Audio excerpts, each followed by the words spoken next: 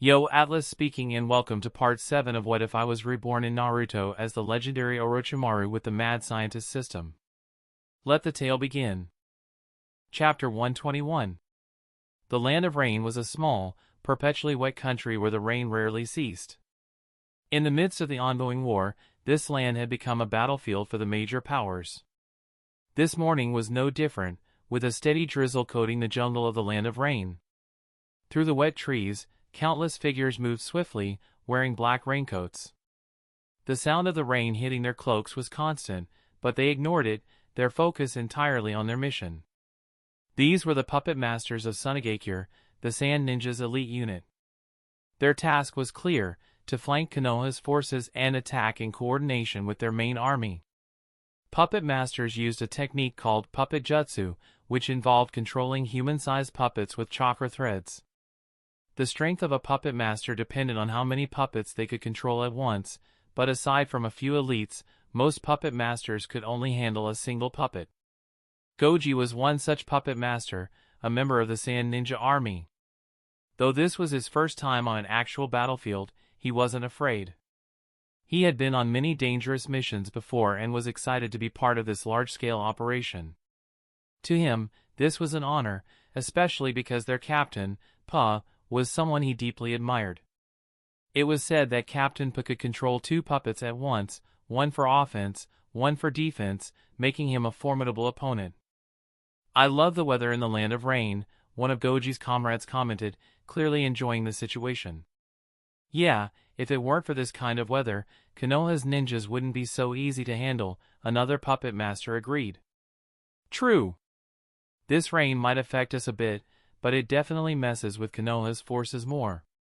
Ha ha ha, I bet Konoha's ninjas are going to suffer another loss today."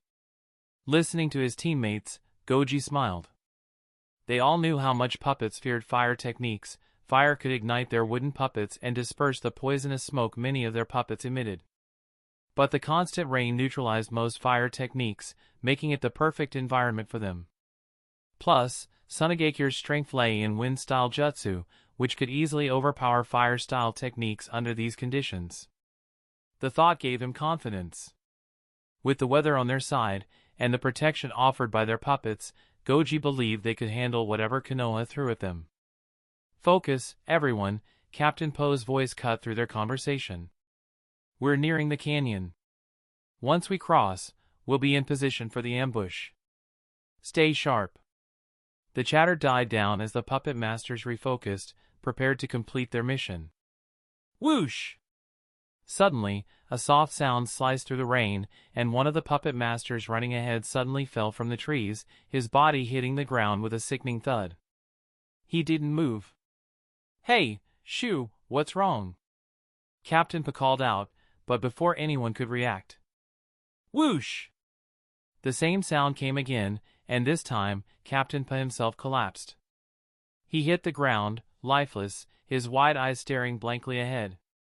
He didn't even have a chance to defend himself. "Enemy attack," one of the puppet masters yelled, but panic had already set in.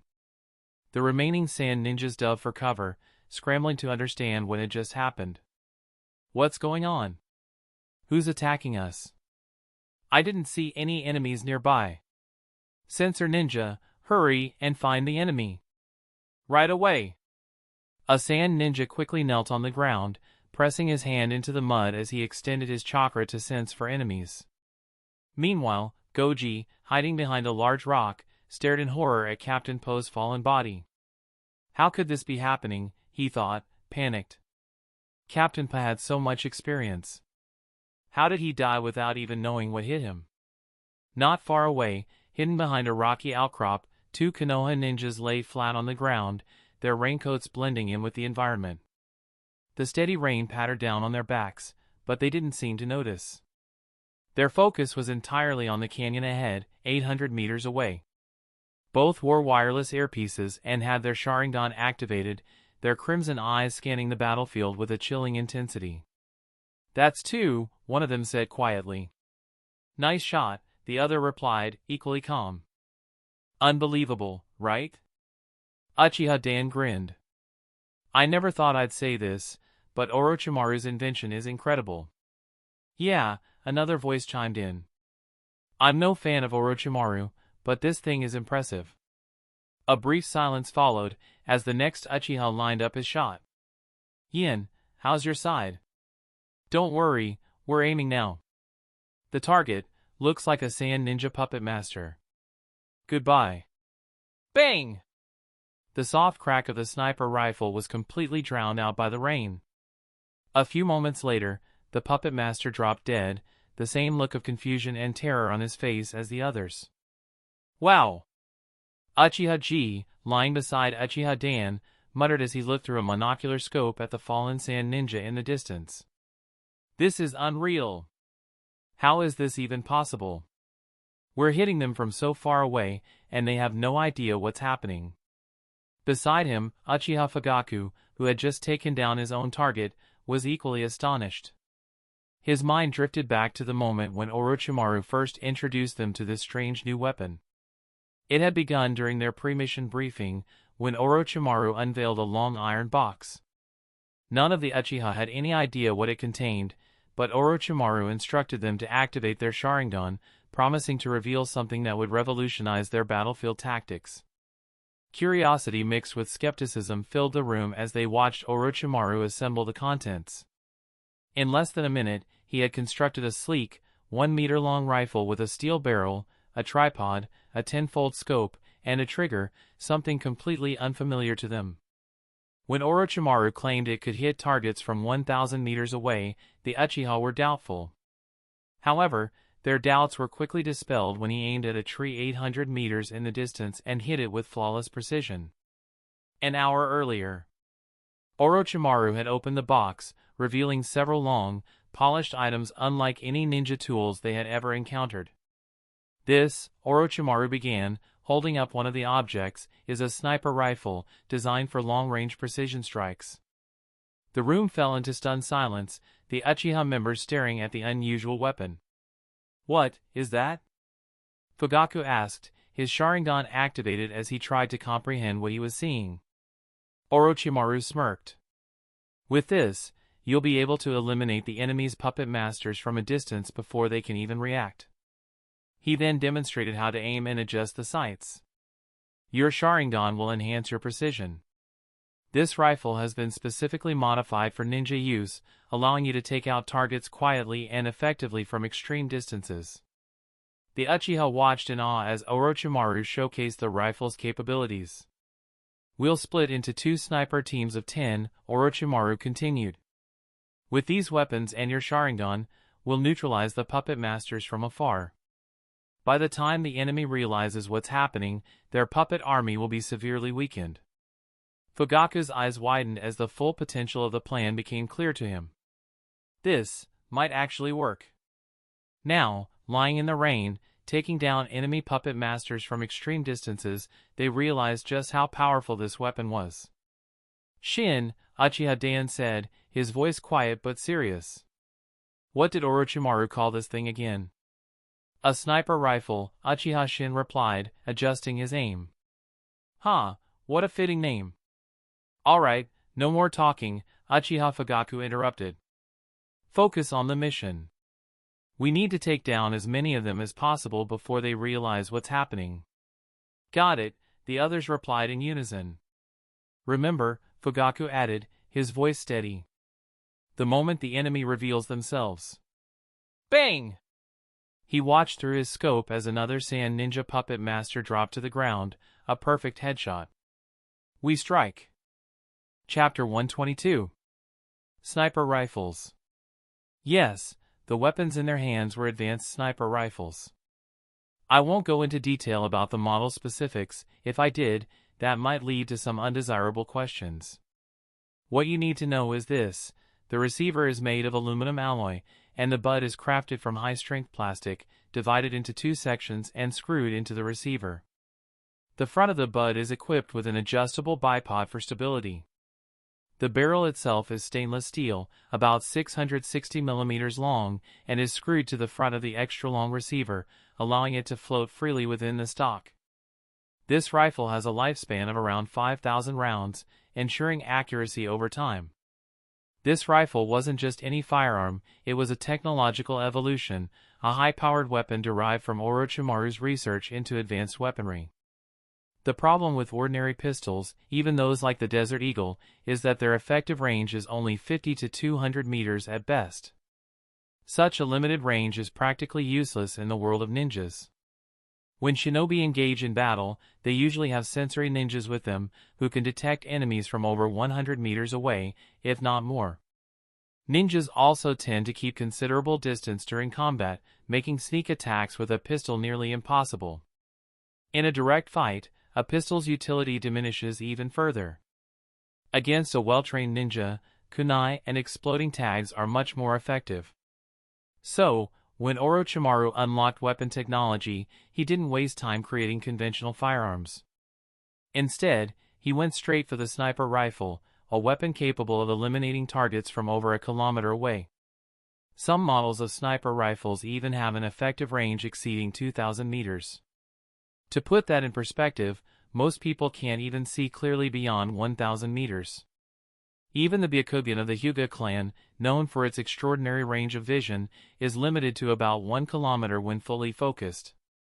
Now, imagine a weapon capable of eliminating enemies from such a distance, an incredible advantage on the battlefield. Orochimaru wasn't a military tactician by trade, but as a seasoned jounin, he had commanded countless small-scale operations, and he knew how to plan. When developing this sniper rifle, he had already decided who would wield it: the Uchiha clan. Why the Uchiha? The answer was simple. The Uchiha's Sharingan not only allowed them to instantly copy Orochimaru's movements and learn how to operate the rifle with precision, but it also enhanced their ability to predict enemy actions through the scope. Their heightened visual perception allowed them to compensate for variables like rain, wind direction, and even air resistance, factors that would normally affect a bullet's trajectory. In essence, the Uchiha were the perfect snipers. Their Sharingan offered superior learning capabilities and foresight, making them far more effective at long-range combat than even the Hyuga clan. And the wireless earpieces? They were just another technological advancement. The original Kakashi had used similar equipment later on, but this was 50 years before his time. In the present day of Konoha's 30th year, wireless communications hadn't been fully developed, at least, not by anyone else. But compared to the sheer power of the sniper rifle, the significance of wireless communication was just a minor detail. Damn it! There are no signs of Konoha's forces nearby. What's happening? How did our captain get killed like that? The trajectory, it looks like the attack came from a 45-degree angle to the northeast. Goji, the young sand ninja, closed his eyes and forced himself to calm down. He recalled the exact moment Captain Pa fell, his body dropping lifelessly to the ground. The attack definitely came from the northeast. There was no doubt about it. What? The northeast? One of the other sand ninja echoed, his voice filled with disbelief. He hesitantly peeked in that direction but saw nothing through the rain-soaked trees. Are you joking? There's no one there, right? No way, another ninja muttered, doubt creeping into his voice. Could they be on top of that mountain? One of the sand ninjas suggested, pointing toward a distant peak. The group exchanged uneasy glances, then cautiously poked their heads out to get a better look. From their position, the mountain seemed impossibly far away. Are you serious? That's at least 800 meters. There's no way anyone could hit us from that distance. It's impossible. Yet, despite their disbelief, they couldn't deny what they had just witnessed. Their captain had fallen in an instant, from an attack they couldn't even see coming. If someone really had sniped them from that far away, then... We need to retreat, one of the sand ninjas finally said. Yes, we need to inform the other teams, another agreed. Konoha has some sort of long-range attack. We can't stay here. Agreed. Let's fall back. Asterisk bang. Bang! Bang, asterisk. Suddenly, smoke bombs exploded all around them, filling the canyon with thick, white fog. Taking advantage of the cover, the remaining sand ninjas quickly grabbed their fallen comrades and disappeared into the mist. Smart move, Orochimaru muttered from his vantage point on the mountain, watching through a monocular telescope as the sand ninjas retreated into the fog. He was wearing a raincoat, the water running off in streams as the rain continued to fall. They knew how to retreat quickly and even used smoke bombs to disrupt our vision, Orochimaru added, a hint of approval in his voice. Still, a solid outcome. We've taken down 7 or 8 puppet masters without losing a single soldier. Jiraiya, standing next to him with his own monocular, smirked. Yeah, and that's just the kills from our squad. Who knows how many Sakumo's team has taken out? Tsunade, watching the scene unfold, still looked a little stunned. I have to admit, this thing works better than I ever imagined. Orochimaru, this was a brilliant idea. Even Jiraiya, who normally didn't have much patience for Orochimaru's eccentricities, had to concede. You're right, Tsunade. At first, I thought Orochimaru was out of his mind, but now... This is genius. The idea of sniping enemies from 800 meters away was something neither of them had ever considered possible. It was well beyond the normal combat range for most ninjas. In fact, most sensor ninjas wouldn't even be able to detect an enemy from that distance, making it nearly impossible for them to respond in time. And the best part? The enemy had no idea where the attacks were coming from. By the time they figured it out, they were either already dead, or the Konoha snipers had relocated, making any counterattack futile. Jiraiya and Tsunade exchanged glances, both of them filled with a mixture of awe and admiration. Orochimaru had always been a genius, but this time, he had truly outdone himself. His strategic thinking, combined with his scientific knowledge, had given Konoha a significant advantage in the war. You really know how to take shortcuts, don't you? Jiraiya chuckled. Chapter 123, The Sand Ninja will probably have a headache for a long time after this. Tsunade remarked. If you can't even see your enemy, you're the first to die. Anyone in that situation would be extra cautious during their next attack. Not just for a long time, Orochimaru added, a cold smile forming on his lips. They'll be hesitant to make any move until they come up with a solid counter-strategy. But first, let's finish off the rest of their puppet squad and make sure they never forget. With that, Orochimaru pressed his hand to his ear, activating his wireless communicator. Inazuka Tsumuji, Uchiha Fugaku, take your teams and rendezvous at the designated point. Understood, came Fugaku's swift reply. Got it! Tsumuji confirmed. Swish, swish, swish, Orochimaru leapt down the mountainside, leading his team into the action. His tactics were straightforward. He divided the 28 ninja into 2 squads. Each squad had 8 Uchiha with activated Sharingan, operating in pairs as snipers. 1 member from the Aburame, Hyuga, and Inazuka clans provided reconnaissance and sensory support, while Orochimaru, Jiraiya, and Tsunade ensured that any enemy getting too close would be swiftly dealt with. The other team, led by Hatake Sakumo, followed the same pattern. It must be said that ninja had an incredible capacity for learning, particularly the Uchiha clan, whose aptitude for quickly mastering new techniques was almost ridiculous. They didn't need to be taught how to fight or sneak, those were basic ninja skills. All they had to do was learn how to operate the sniper rifles, and the Sharingan made this process much faster. Elements like wind direction, weather impact, and bullet trajectory were normally complicated, but with the Sharingan, the Uchiha could grasp these nuances after only a few shots, enabling them to make increasingly precise strikes. While dashing through the forest, Jiraiya suddenly spoke up, his tone serious. Orochimaru, this weapon is impressive, but it has some clear weaknesses.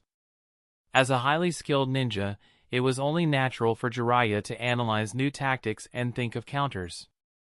He had been mulling over this new weapon's potential downsides since the first ambush. Orochimaru nodded in agreement. Of course. Against ordinary shinobi, it's deadly. But against more experienced ninja, there are indeed limitations. After a few uses, the enemy will adapt. Jiraiya furrowed his brow as he thought it through. Exactly. This thing is only useful for ambushes. You need a clear line of sight and prior knowledge of the enemy's position. If the terrain has too many obstacles, the snipers won't have time to aim, especially with how fast we ninja can move. Add in the fact that ninjas can use smoke bombs or clones to confuse their attackers, and, well, the rifle won't stay as effective for long. Orochimaru nodded again. Which is why we can only use this advantage a few more times before the Sand Ninja figure out a strategy to counter it.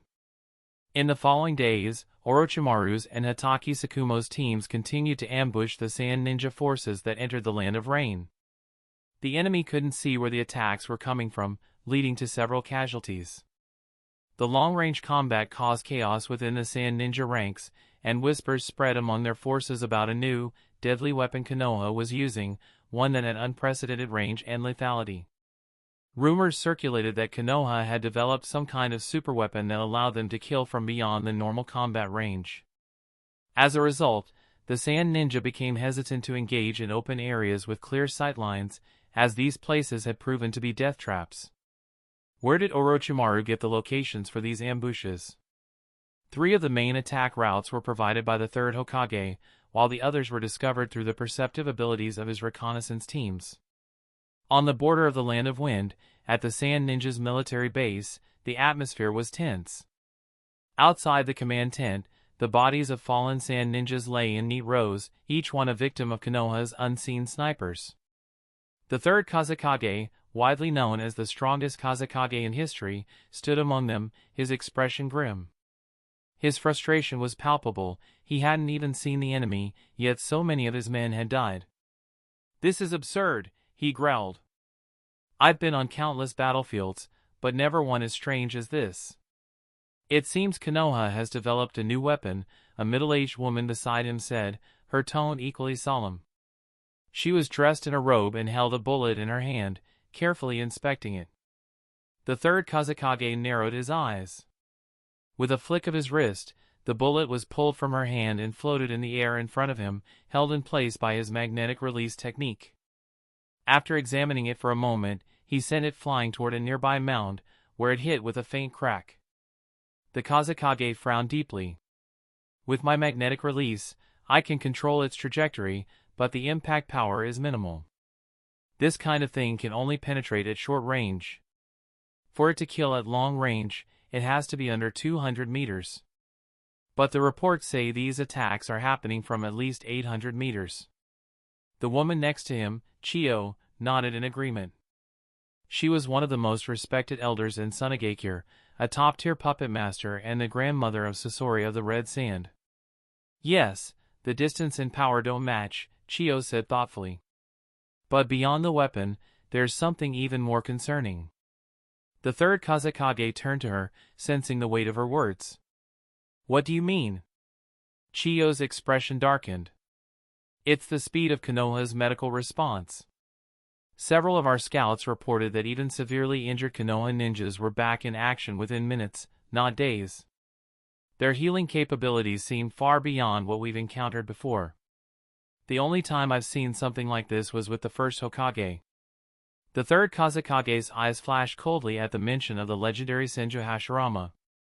"Are you saying that Konoha has developed a method similar to the first Hokage's healing abilities?" Chiyo nodded gravely. "It's possible. Combining that kind of regenerative power with this new weapon. It's a troubling development." The third Kazekage clenched his fists. "If that's true, Konoha could pose an even greater threat than we anticipated." Chapter 124. The third Kazekage wasn't a fool. He fully grasped the implications of what Chiyo was suggesting. Every village engaged in research, be it weapons, secret medicines, or forbidden arts. Even the smaller nations participated in this arms race. Up until now, the balance of power had been relatively even. One village might have more talented ninjas, another a greater number of forbidden techniques, but they all had similar tools at their disposal. A tailed beast here, a secret technique there, each village had something to counter the other. But now, things were shifting. Konoha's innovations, super healing abilities and long-range weapons threatened to upset that balance entirely. If Konoha continued down this path, the other villages would find themselves increasingly outmatched, their casualties mounting while Konoha's remained minimal. In short, if this trend continued, Konoha's military power would grow unchecked, and villages like Suna might eventually be swallowed up. I used to believe the third Hokage genuinely sought peaceful coexistence between the villages, the third Kazekage mused, his tone dark. Now it seems they've been planning something else all along. Chiyo, her expression neutral, replied, that may be, but even though you are Kazekage, let me remind you, there's no need to rush into an alliance with the other villages to solve this. Without waiting for a response, Chiyo turned and left the tent, leaving the third Kazekage deep in thought. He knew exactly what Chiyo meant. Right now, Suna wasn't the only village fighting in the Land of Rain. The other nations such as the Earth Country hadn't yet experienced the full brunt of Konoha's new tactics. And why should he go out of his way to warn them? The Earth Country was still an enemy to Suna, after all. The third Kazekage wasn't naive. His plan was simple, withdraw his forces for now and let the Earth Country face the brunt of Konoha's new forces. If he was lucky, the two would weaken each other. If they fought to a stalemate, Suna could swoop in to claim the spoils. And even if they didn't, as long as the Earth Country suffered losses and felt the looming threat of Konoha's power, they'd likely come to the same conclusions as him. He had no intention of warning them about Konoha's tactics. Let them figure it out the hard way. Meanwhile, the Konoha forces were in high spirits. They had scored a major victory against the Sand Ninja, and many of the squads had returned to their respective camps, eager to rest and regroup. The Konoha border was vast, and each section had its own camp to return to. Haha, let me tell you, one of the Uchiha clan members boasted loudly, in just these 7 or 8 days, I've taken out 17 Sand Ninjas by myself. They didn't even see me coming. 17? You're amazing, another ninja replied, clearly impressed. Wow, that's no small feat, someone else added. Even Jounin-level ninjas. The Uchiha grinned proudly. What can I say? My Sharingan is a 3-tomo now. I can read their movements before they even make them. Once I predicted their next move, boom, one shot, and they're done. Tisk, another Uchiha chimed in, is that all? 17? I've taken out 19 and haven't even mentioned it. Oh? You trying to say you're better than me? The first Uchiha shot back, half joking but with a competitive edge. 19 is more than 17, isn't it? The other replied smugly. Uchiha-retsu, do you want to compete with me? Why not? What are we betting on? 1,200 meters. Do you dare? If I don't dare, then who does? The two Uchiha were gearing up for a challenge when Orochimaru entered the tent. Immediately, the atmosphere shifted. The chatter died down, and the previously loud and cocky Uchiha grew quiet, their boastful attitudes fading. Though the Uchiha weren't particularly fond of Orochimaru, they had grown to respect him over the past several days. His strength in battle was undeniable, and more importantly, his command and tactical prowess had led them to victory after victory. No one had suffered serious injuries during the sniper missions, and the success rate of their ambushes had been extraordinary. And then there was the matter of the weapons themselves. The sniper rifles had exceeded their expectations. None of them had anticipated that a simple-looking piece of metal, using bullets propelled by gunpowder, could achieve such range and power. I assume you're all proficient with disassembling and reassembling the weapons by now? Orochimaru asked, his voice calm but authoritative.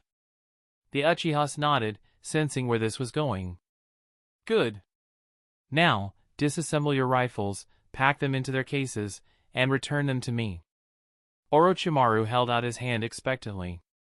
There were around 30 or 40 people in the tent, 8 of whom were part of Orochimaru's original team. Upon hearing his words, the Uchiha were visibly reluctant. Lord Orochimaru, Uchiha-retsu spoke up, clearly hesitant.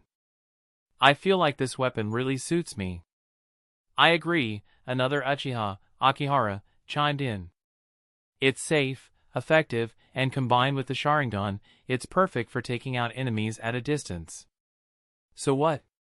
Orochimaru asked, his tone neutral. So, I think we should continue using them in future battles, Retsu said, summoning the courage to make his case. Orochimaru narrowed his eyes, his expression unreadable. Are you refusing to return them? The Uchiha remained silent, their faces betraying their reluctance to part with the weapons. I never said these were yours to keep, Orochimaru stated firmly. The Uchiha looked awkward, their silence confirming Orochimaru's suspicion. I understand that you've grown attached to them, Orochimaru said, his voice softening slightly. But this is not a negotiation. He paused, letting his words sink in. I have no intention of mass-producing these weapons or distributing them widely. Once these tools fall into the enemy's hands, they will eventually be replicated. You know as well as I do how quickly shinobi can reverse-engineer something once they get their hands on it. If that happens, we'll be the ones facing the threat of these weapons.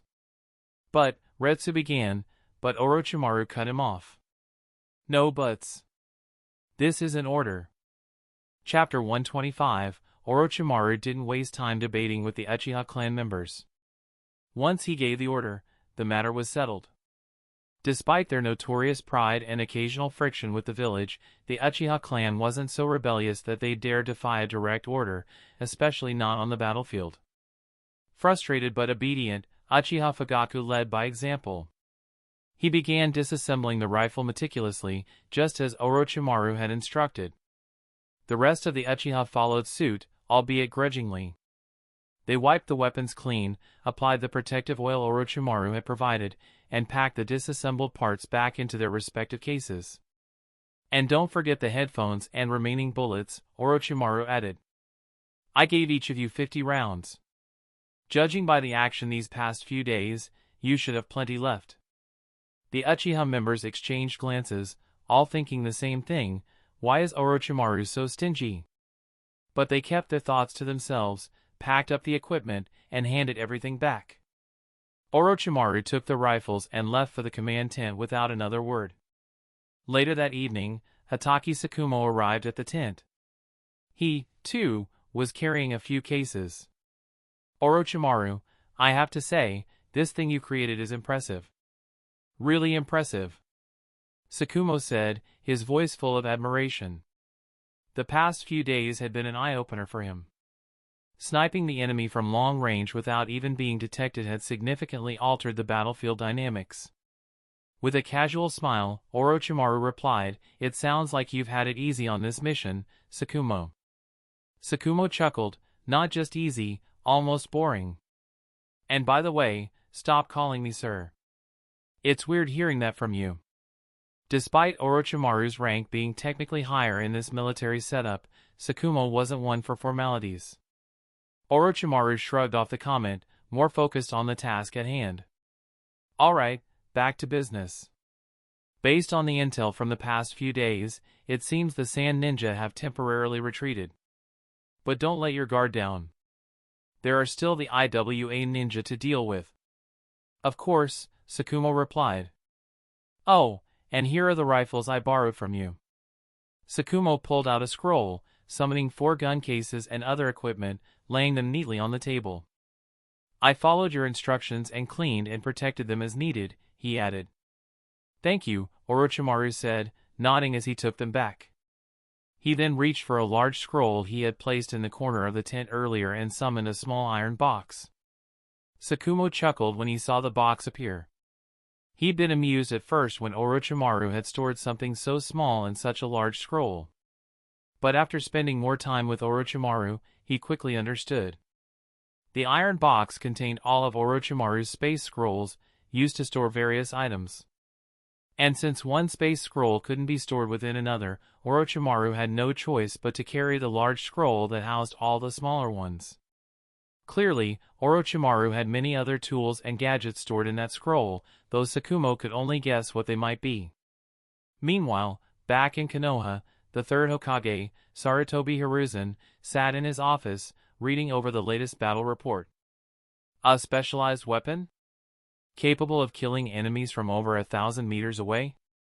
He blinked in disbelief, initially thinking it was some sort of joke. But the detailed descriptions and tactical breakdown made it clear this was real. His first reaction wasn't one of excitement over Orochimaru's ingenuity. Instead, his mind quickly went to a more cautious place. Why did Orochimaru develop such a weapon without informing me? What is he really up to? However, as he continued reading and saw Tsunade's explanation detailing how Orochimaru had stumbled across this technology and refined it during the mission, Hiruzen's concern lessened. Hiruzen had seen a lot in his years, and he knew Orochimaru had an insatiable curiosity for all things, especially new technologies or techniques. He could understand how Orochimaru might have encountered such a weapon in his travels and become fascinated enough to develop it further. Still, as the Hokage and Orochimaru's teacher, the third Hokage couldn't help but feel uneasy. Creating weapons in secret, even if for the village's benefit, was a slippery slope. He didn't want Orochimaru to go down a path that might lead him astray. "I can't deny your contributions," Hiruzen muttered to himself, "but I hope you aren't walking down a dangerous road." Across the village, Danzo had a different reaction upon receiving news of the weapon. Where Hiruzen saw potential danger, Danzo saw opportunity. He didn't care about Orochimaru's motivations. All he knew was that a weapon capable of killing from such long distances could be incredibly useful, especially for his own secret operations. While the higher-ups in Konoha pondered the implications of Orochimaru's weapon, the situation on the battlefield remained tense. Though the Sand Ninja had retreated for now, the IWA Ninja were still in play, and the war was far from over. On the front lines, things had quieted down, and Orochimaru found himself with a rare moment of peace. Sitting beneath a large tree outside the camp, he gazed up at the night sky, lost in thought. It was peaceful out here. The stars twinkled brightly, unaffected by the noise and chaos of the world below. The air was clean, untainted by pollution, exhaust fumes, or industrial smog. The clarity of the stars was a stark contrast to his own world, where such beauty was often obscured. "If only I had more time, more power," Orochimaru thought to himself, sighing quietly. "It would be perfect if I could move freely, without restraint." The truth was, Orochimaru had grand ambitions, far beyond the scope of this current war. His ultimate goals were power, knowledge, and something more elusive, eternal life. He wasn't ashamed to admit it, even to himself. Why wouldn't he want to live forever? To Orochimaru, there were two main paths to achieving immortality. The first was the method he already knew well, the reincarnation jutsu, which allowed him to transfer his soul into another body. But this technique had its drawbacks. The most significant issue was the rejection his soul faced when occupying a mismatched body, which would force him to switch bodies frequently. Over time, this would weaken his mental energy and potentially disrupt his progress. The second option, and the one Orochimaru was more interested in, was gene fusion, specifically fusing his genes with those of Akatsuki Kagaya, the progenitor of chakra in the ninja world. If he could somehow merge his body with Kagaya's genetic material, he believed he could achieve true immortality without any of the drawbacks of the reincarnation jutsu. Chapter 126, Fusing Kagaya's Genes? Yes, it was a risky proposition, but for Orochimaru, the potential reward far outweighed the danger. To fuse with Kagaya's genes, the most direct way would be to release her from the seal. But Kagaya wasn't just any foe, she was the ancestor of chakra, the true god of the ninja world, and an unparalleled force of nature. Even the Sage of Six Paths, her own son, hadn't fully inherited her power. It was clear, releasing Kagaya could bring catastrophic consequences to the world. Yet, for Orochimaru, this path seemed far safer than constantly changing bodies or dealing with the soul-matching issues that plagued his other immortality techniques. Kagaya's longevity was undeniable. Although she wasn't truly immortal, she had lived for millennia, maybe even tens of thousands of years. If Orochimaru could fuse her genes with his, he too would gain the same lifespan. And with a lifespan spanning thousands of years, he could dominate the world without the constant need for new bodies. As for Kagaya's unimaginable power, Orochimaru wasn't particularly worried. He believed he could time her resurrection perfectly, keeping everything under control. After all, the ninja world was nothing if not predictable, and Orochimaru had enough foresight to anticipate every move. As long as he played his cards right, even without the destined saviors like Naruto and Sasuke, he believed he could tip the scales in his favor. But that was all predicated on one simple fact: he needed to be powerful enough first. While his thoughts wandered, a familiar voice suddenly broke the silence. "Hey, what are you thinking about sitting here all by yourself?" Orochimaru felt the distinct fragrance of Tsunade as she approached and took a seat next to him. She smiled as she leaned closer. "Nothing much. Did you finish preparing the antidote?" Tsunade smiled confidently. "Of course, it's been ready for a while now. With my skill, making a basic antidote isn't exactly hard work." Orochimaru chuckled lightly. "Right." He was about to continue, but then he felt Tsunade lean against his shoulder, making him pause. Even though Tsunade was wearing her standard Jounin gear, Orochimaru couldn't ignore the unique sensation that came with her presence. "Orochimaru. There's something I've been meaning to ask you." "What is it?" Tsunade hesitated for a moment, her face slightly flushed. It was rare to see her this shy. "Are you not interested in me?" "Not interested?" Orochimaru raised an eyebrow, pretending not to understand, though he knew full well where this conversation was headed. "You know what I mean," Tsunade muttered, her face turning redder by the second. Orochimaru fell silent, gazing at her.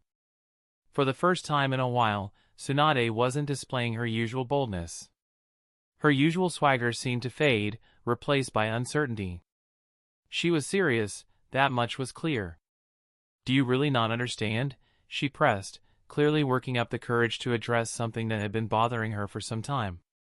Orochimaru knew what she meant, of course. He understood her feelings. He was far from the original version of himself who only saw power. He had come to care about her in his own way, but his mind was always occupied with greater ambitions. Tsunade continued, her voice quieter, more vulnerable. Why haven't you ever made a move? Do you not care about me that way? Or is it because of something else?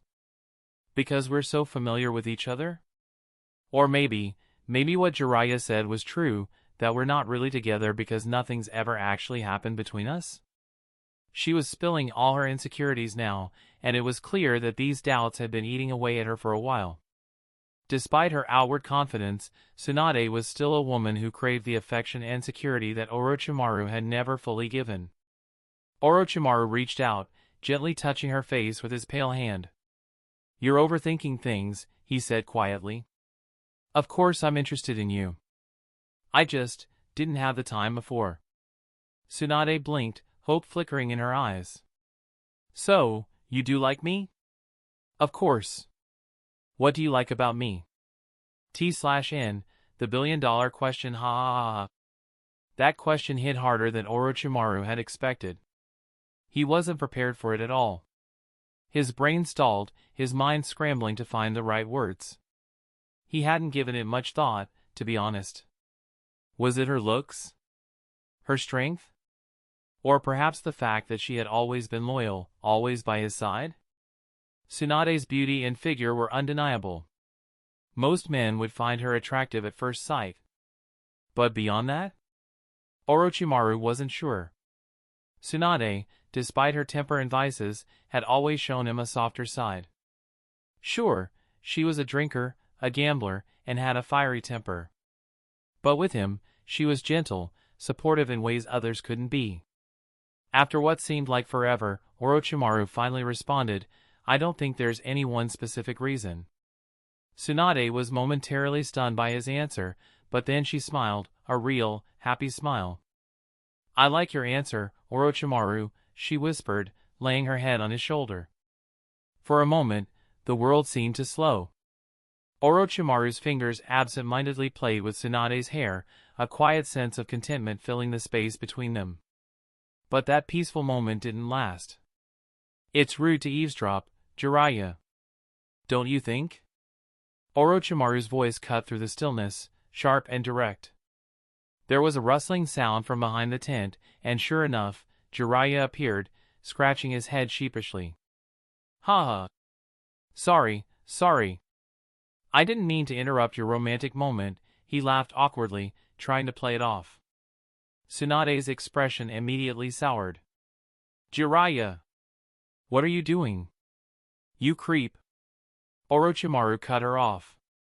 Don't worry about it, Tsunade. You know Jiraiya's always had a thing for you. Tsunade blinked in surprise before laughing softly. Oh, right. Jiraiya, didn't I already tell you it's never going to happen? Jiraiya threw his hands up, as if conceding defeat. I know. I get it. You don't have to rub it in anymore. I promise I won't get in the way. Turning dramatically, Jiraiya began walking away, trying to appear nonchalant. But there was something in his expression that betrayed his usual confidence. He had been prepared for this moment for years, but witnessing it firsthand stung more than he had expected. Before he could fully leave, Orochimaru called out. Jiraiya, don't go yet. I need to talk to you about something important. What? What is it? Jiraiya paused, half relieved to have an excuse to linger. Orochimaru's voice was calm but serious. I want to talk to you about Senjutsu. Chapter 127, Orochimaru's sudden shift in the conversation left both Tsunade and Jiraiya momentarily stunned. The two hadn't expected him to bring up Senjutsu, the ancient art of sage mode training. Senjutsu? Tsunade blinked, confused. It wasn't a topic they discussed often. Jiraiya frowned slightly, still leaning against the tree. Orochimaru, why the sudden interest in sage techniques? Orochimaru didn't miss a beat. You don't plan on having this discussion out here in the open, do you? Jiraiya glanced around, noticing the edge of the camp was empty, but he understood what Orochimaru meant. Despite the apparent solitude, it wasn't the best place to discuss such secretive techniques. With a sigh, Jiraiya pushed off from the tree and moved closer to Orochimaru, resigning himself to the conversation. All right, fine.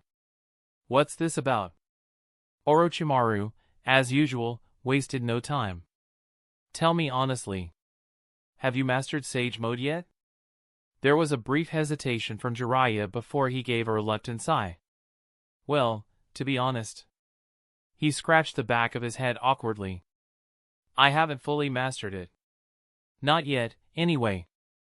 Orochimaru raised an eyebrow, intrigued. Why not? Jiraiya grimaced, clearly embarrassed to admit his shortcomings in front of his old friend. It's about the chakra.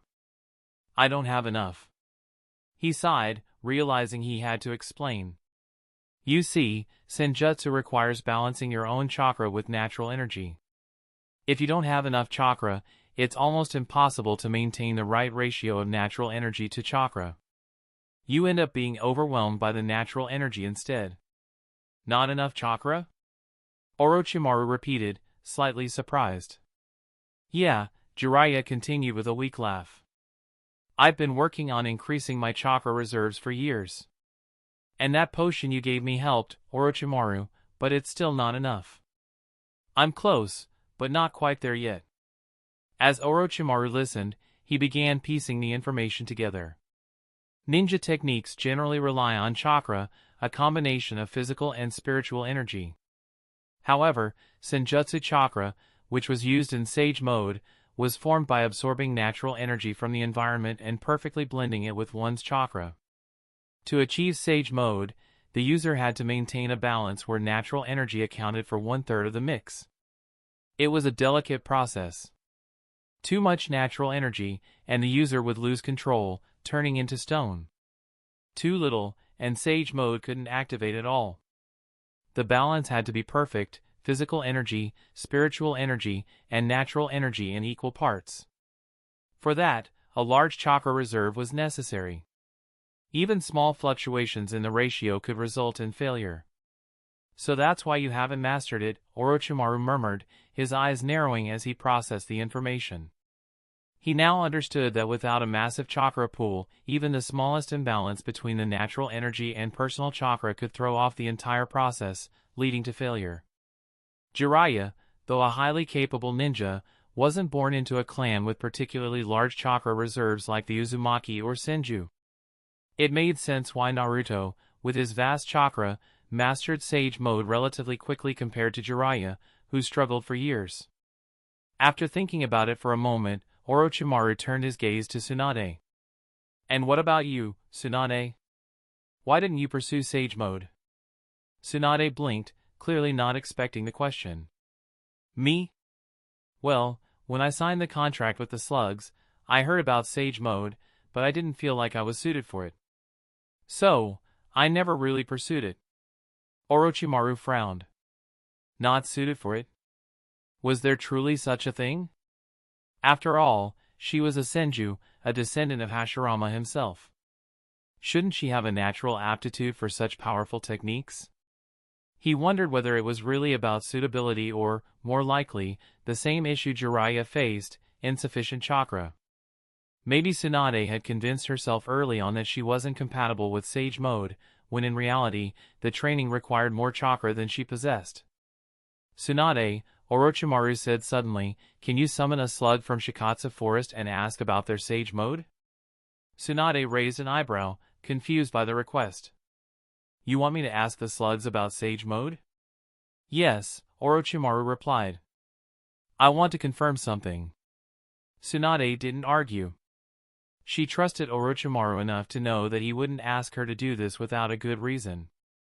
So, without further hesitation, she bit her thumb, forming a series of hand seals before slamming her palm on the ground. Kuchios no Jutsu. A puff of white smoke appeared, revealing a small slug, no larger than her hand. It crawled onto her arm, greeting her in its gentle, sweet voice. "Hello, Tsunade-sama." Tsunade smiled softly at the familiar presence. "Katsuyu, I need to ask you something. Can you tell me how the Sage Mode of Shikatsu Forest works?" The little slug hesitated, glancing at Orochimaru and Jiraiya, clearly wary of discussing such secretive matters in front of them. Orochimaru, sensing the slug's discomfort, spoke up. "Don't worry. Even if you explain it, we can't learn it without being in Shikatsu Forest itself." The slug considered his words for a moment, then finally answered. "Very well, Tsunade-sama. The requirement for Shikatsu Forest Sage Mode is that one must possess a vast amount of chakra, at least 10 times the chakra that you currently have. Only then can one handle the natural energy." 10 times the chakra I have now?" Tsunade repeated, her brow furrowing. The slug continued, "Yes, and one must also use a special medium from Shikatsu Forest to sense the natural energy, similar to how the toads of Mount Maiboku use their toad oil." Orochimaru nodded, now understanding. So it was all about chakra volume, just as I suspected. Without a large enough chakra reserve, it was impossible to control natural energy properly. That's why only certain individuals could truly master Sage Mode. Those without the necessary chakra reserves either failed or struggled, just like Jiraiya. But then, a more important question formed in his mind. What about the first Hokage, Senju Hashirama? He turned back to the slug. "One more thing, Katsuyu. The first Hokage, Hashirama Senju, did he learn his Sage Mode from Shikatsu Forest?" Chapter 128. Senjutsu is a state where one can utilize Sage Chakra. Its power far surpasses that of the normal state, sometimes by several times or even dozens of times, while also granting heightened sensory abilities. The reason Orochimaru suddenly brought up Senjutsu was that, when he was contemplating power, a crucial question crossed his mind.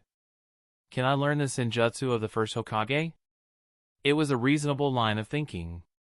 The first Hokage, Senju Hashirama, likely utilized the sage art from Shikatsu Forest.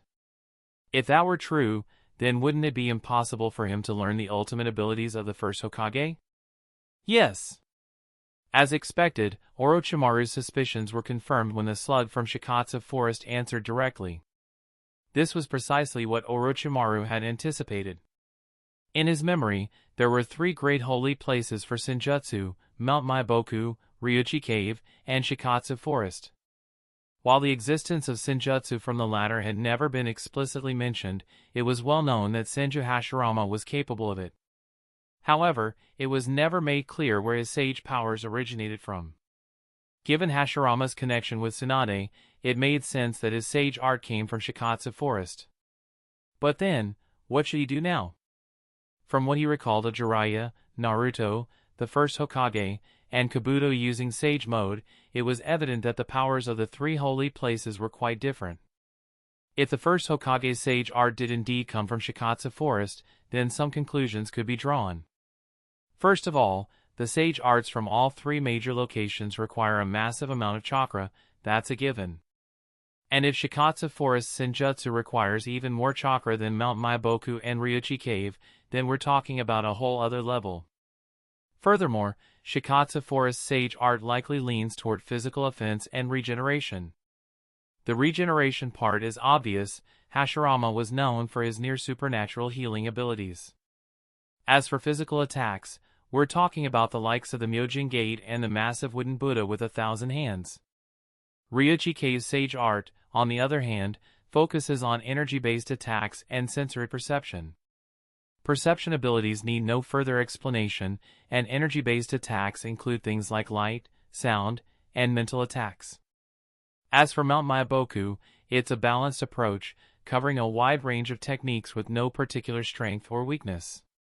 Given that the effects of Senjutsu differ depending on the holy place, what's the root cause of that difference? Is it because the natural energy they absorb is different? Or is it simply due to the techniques themselves? If the natural energy absorbed varies, then it's very possible that learning the would-release Senjutsu of the first Hokage would be impossible for him. After all, inheritors of one sage art rarely inherit the powers of two different locations.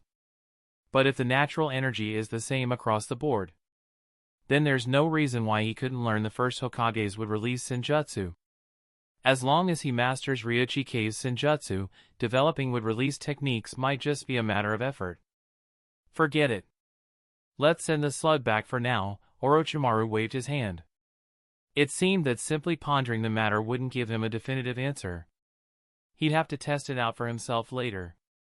The sage arts from the three holy places are said to be extremely difficult to obtain, especially for anyone who isn't directly linked to those regions. But for the three of them, Jiraiya, Tsunade, and himself, obtaining such powers wasn't an issue. It was all about the right connections. Orochimaru, what exactly are you scheming? Jiraiya looked suspicious. Nothing, just asking, Orochimaru replied casually. Without further explanation, he pulled out a scroll and summoned 4 potions, 2 light green and 2 dark green.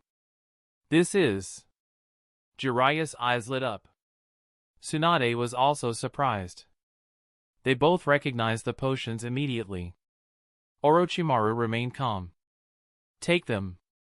Use the light green one first, and after at least a month, use the dark green one. One of each for both of you. It might not be enough for Tsunade to master Sage Mode, but it should be more than enough for you, Jiraiya, to do so. But didn't you say that repeated use of these potions had no effect? Jiraiya asked. Jiraiya, can't you tell from the color that these are different grades? Tsunade rolled her eyes at him. The previous potions were light green. Now there were 2 types, one light green and one dark green. It should have been obvious that they were different. Of course, Jiraiya had noticed that. He just found it hard to believe. After all, he had been close to mastering Sage Mode, but his chakra levels were just too low, making it difficult to maintain the proper balance with natural energy. But how could someone like him, whose chakra levels were already high, possibly increase them further? Through sheer training? He knew all too well how slow that process was. Especially after trying Orochimaru's earlier genetic enhancement formula. He realized just how painstakingly slow the normal training method was in comparison. Before, increasing his chakra by even 30% would have taken him at least a year or 2, even while still in his physical prime. But with Orochimaru's formula, he had achieved that in just 10 minutes. Not only that, but it had also accelerated his chakra growth rate moving forward. It was a speed he never thought possible. Since then, he had hoped Orochimaru would come up with something even more advanced, something that would save him from having to grind out hours of training every day. After all, once someone has experienced the convenience of riding a car, they wouldn't be too eager to go back to walking long distances unless they had no other choice. But Orochimaru had kept silent for a long time afterward, and Jiraiya hadn't wanted to press the issue. And now, out of nowhere. "This is amazing, Orochimaru." Jiraiya looked at the 2 potions in his hands, still stunned. "But have you reported this to the village? Do you think I have the time to do that?" Orochimaru answered with a question. "And even if I did, it wouldn't make a difference." "Why not?" "Because there are only a few of these in existence." Orochimaru didn't care to explain further. He always found it tedious to explain the origin of these things. So, he simply blamed it on the scarcity of rare materials. And, truthfully, some of the raw ingredients were incredibly difficult to find. Orochimaru wasn't lying. Besides, in Konoha, whether or not someone shares their personal discoveries is entirely voluntary. After all, this technology wasn't developed using the village's resources. No matter how powerful Konoha is, they can't force someone to hand over their scientific research, right? Just like the clans don't have to hand over their secret techniques. If Orochimaru chose not to share these technologies, no one could do anything about it. Jiraiya understood this. He had only asked out of reflex, but after hearing Orochimaru's explanation, he let the matter drop. In any case, his attention quickly shifted back to the 2 potions in his hands, and even the pain from his recent heartbreak was momentarily forgotten. He returned to his tent with a wide grin on his face. "Ha ha ha. Orochimaru's a genius. I haven't seen him in so long, and he never disappoints. If this potion boosts my chakra by 30%, no, if it increases it by just 20%, I'll definitely be able to master Sage Mode." Excitedly muttering to himself, Jiraiya expertly prepared the potion for use. But something felt off. "Wait a minute, doesn't this stuff purge impurities from the body? There's no way I'm doing that inside my tent." With that thought, he hurriedly grabbed the potion and sprinted towards the river near their camp. 10 minutes later. "What? A 60% increase?" Jiraiya was utterly shocked. Chapter 129, Jiraiya's heart was filled with disbelief. Can my chakra really increase by 60% at this point? The effect of this potion was at least 5 times more potent than the previous one. He remembered how much chakra he had when he used the first potion. Back then, he had significantly less chakra than he did now. A 60% boost wasn't just a simple increase, it was exponential. As this realization sank in, Jiraiya found himself glancing at the darker potion still in his hand. If the light green potion was this powerful, what would the dark green one do? But he couldn't worry about that just yet. Right now, mastering Sage Mode was his top priority. With that thought, Jiraiya washed up, got dressed, and returned to his small, secluded tent. After making a few preparations, he placed his hands together, gathering his chakra. 20 minutes later, 2 small toads appeared on his shoulders, one perched on the left, the other on the right. "Little Jiraiya, why'd you summon us so late? We were just about to doze off." "Yeah, what gives? Couldn't this wait until morning?" Jiraiya ignored their complaints, grinning. "This isn't the time for that. Don't you see?" "Huh? Wait. Have you finally done it?" the toad on the left asked, its eyes widening. "Yeah, you were still struggling last time." "What's changed?" the other one chimed in. "It's a long story," Jiraiya said, unable to suppress his excitement. "I'll explain everything once we get back to Mount Maiboku." With that, the 2 small toads exchanged a glance, nodded, and vanished in a puff of white smoke. A moment later, Jiraiya himself disappeared from his tent. Meanwhile, Orochimaru was completely unaware of Jiraiya's progress. He had no idea how much Jiraiya's chakra had increased. To Orochimaru, this wasn't really a big deal. For most shinobi, doubling their chakra would feel like an incredible leap in power. But for those with special constitutions or massive chakra reserves, such an increase was relatively insignificant. Take Naruto, for example. His chakra reserves were said to be 100 times greater than Kakashi's. Even without factoring in the chakra used to suppress the Nine Tails, Naruto still had about 4 times more chakra than Kakashi.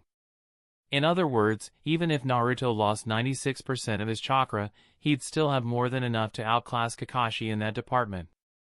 So, when Orochimaru thought about numbers like doubling or tripling chakra levels, they didn't mean much to him.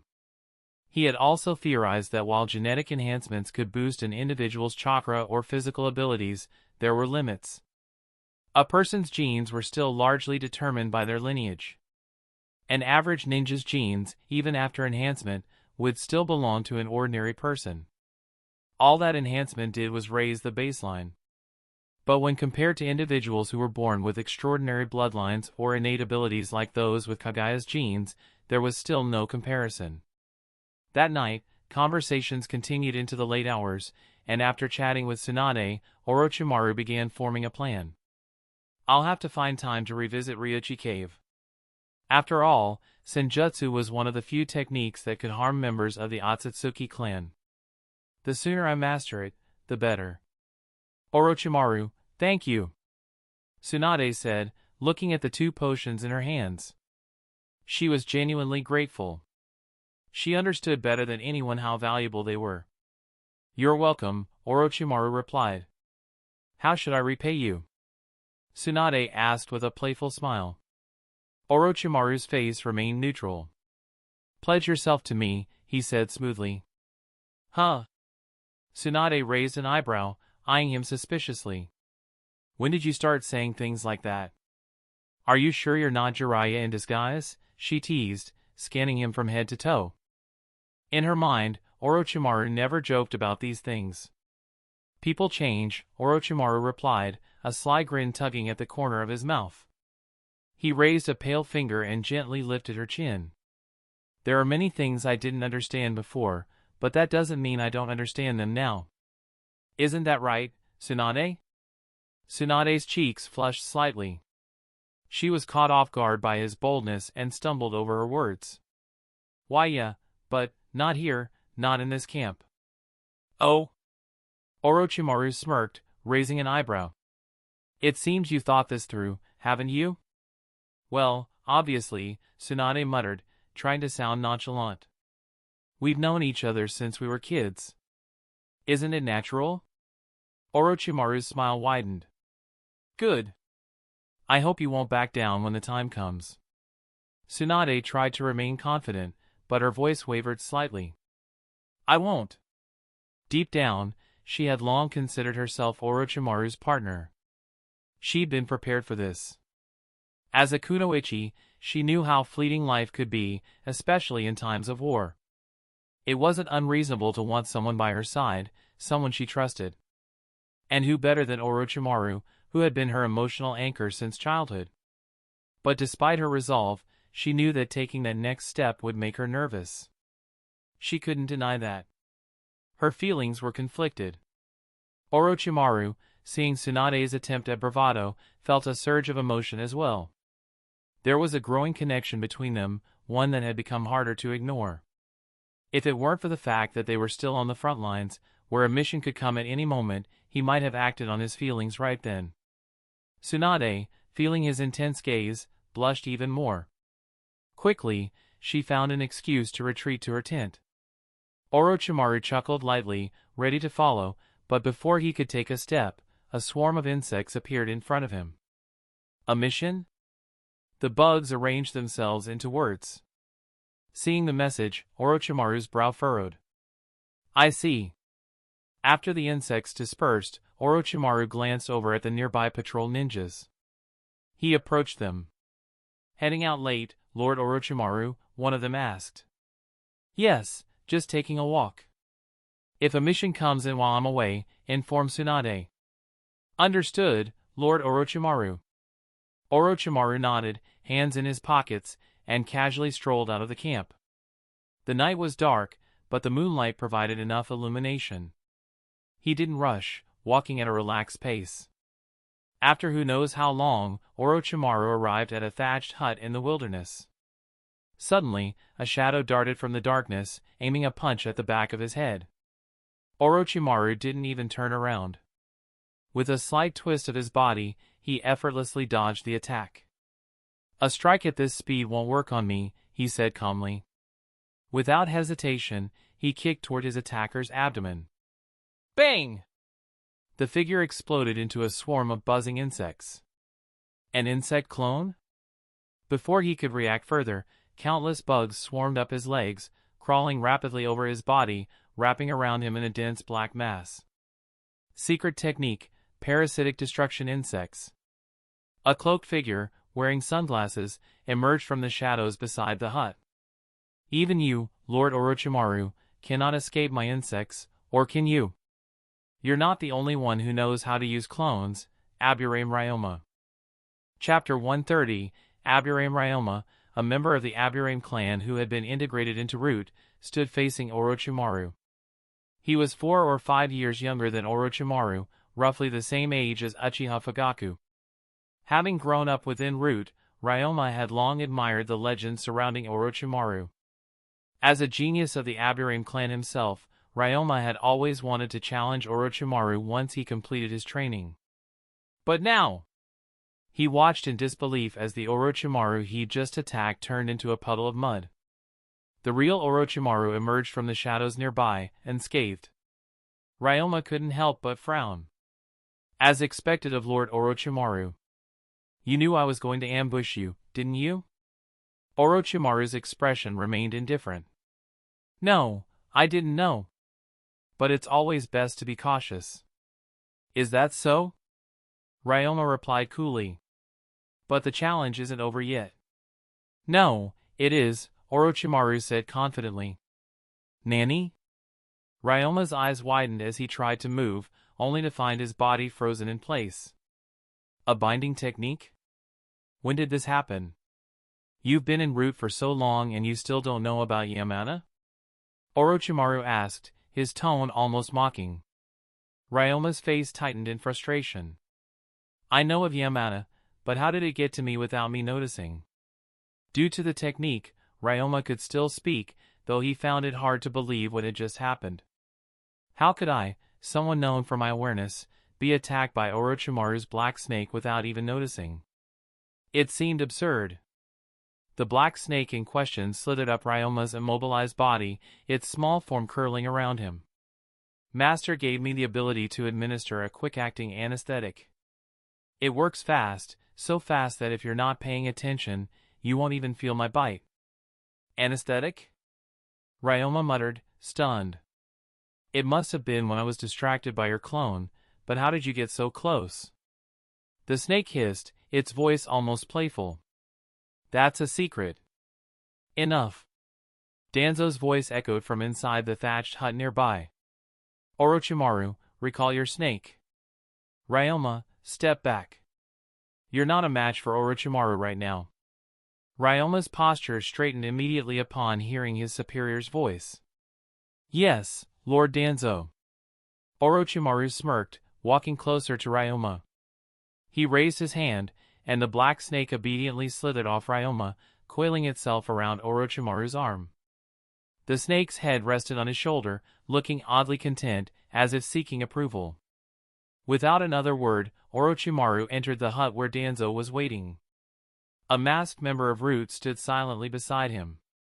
"Orochimaru," Danzo began, his voice low, "I've figured out how to acquire the Sharingan." Orochimaru was unsurprised by Danzo's appearance. However, the fact that Danzo had come to him this late at night piqued his curiosity. Although Danzo was used to operating from the shadows, they were in Konoha's military base. There was no need for such secrecy, unless... As they began to talk, Orochimaru realized that Danzo's reasons for meeting here were twofold. First, to introduce Aburame Ryoma to Orochimaru, and second, to discuss how to obtain the Sharingan. This second part needed to remain confidential. Not even the presence of Danzo in this area could be known. "A Uchiha who died on the battlefield?" Orochimaru asked, his interest mildly piqued. "Exactly," Danzo nodded. "At the moment, this is the best method. You just need me to provide the Uchiha clan's mission routes before they head into battle?" Orochimaru shrugged. Fine. I don't have any issue with that. Then it's settled, Danzo replied. The Uchiha clan was one of the largest in Konoha, arguably even surpassing the Hyuga clan during this period. There were far more Uchihas who had activated the Sharingan than people realized, certainly more than the handful typically seen. With so many Uchihas heading to the battlefield, it was inevitable that some of them would be killed. Although Konoha would do everything in its power to recover the bodies of fallen Uchiha, the chaos of war made it easy for accidents to happen. Danzo had clearly concluded that the battlefield was the perfect place to acquire the coveted Sharingan. Of course, the details of how the eyes would be removed or preserved were none of Orochimaru's concern. His role was simply to provide the mission details of the Uchiha before they went to war. After all, it wasn't as if they were taking the eyes from the living. There was no reason for Orochimaru to feel guilty about it. By the time Orochimaru returned to camp, the sky was beginning to lighten with the approach of dawn. As soon as he arrived, he received word of an invasion, an attack by IWA forces. Without resting, he, Tsunade, and Jiraiya immediately set out for the battlefield. For someone like Orochimaru, going without sleep for a few days was hardly an issue. His body and mind were conditioned for such stress. Several days later, in the land of Earth. Most of the country was composed of desolate rock walls and cliffs, forming natural barriers that isolated the land of Earth from its neighboring countries. The winds that blew from the north often swept small rocks from the mountainous terrain, scattering them into other lands.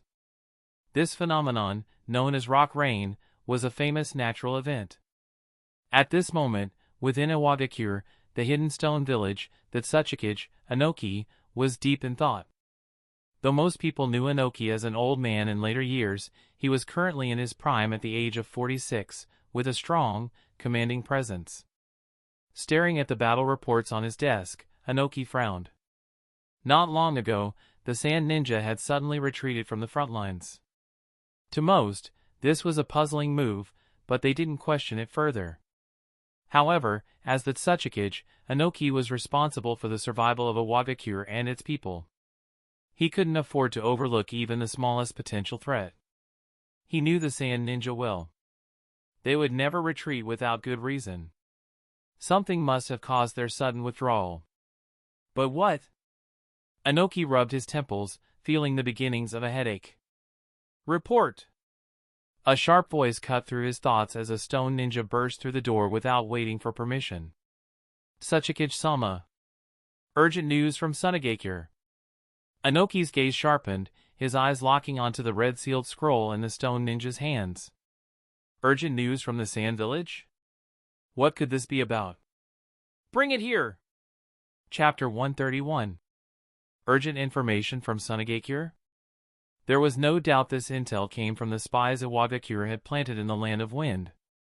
Spies were a crucial tool for ninja villages to gather intelligence on rival nations. While it was relatively easy to place a spy within an enemy country, infiltrating an enemy's ninja village was nearly impossible. Iwagakure was no exception. Unlike Konoha, which had highly skilled spies like Nono, IWA could only manage to plant low-level informants. Getting this much information back was already a challenge. Because of this, the news arrived a bit late. Inoki unrolled the scroll and scanned its contents, his eyes widening in shock. Over 100 Sand Ninja sacrificed without explanation? What's going on? Before he could process the implications, another report came in. Report! Lord Tsuchikage, an urgent battle report from the front lines. Inoki's frown deepened. Another emergency report? He took the document and began reading, only to freeze once again. Konoha has developed a special weapon? Capable of killing from nearly 1,000 meters away? Almost 100 of our shinobi have been killed? His voice trembled with disbelief. Are you serious?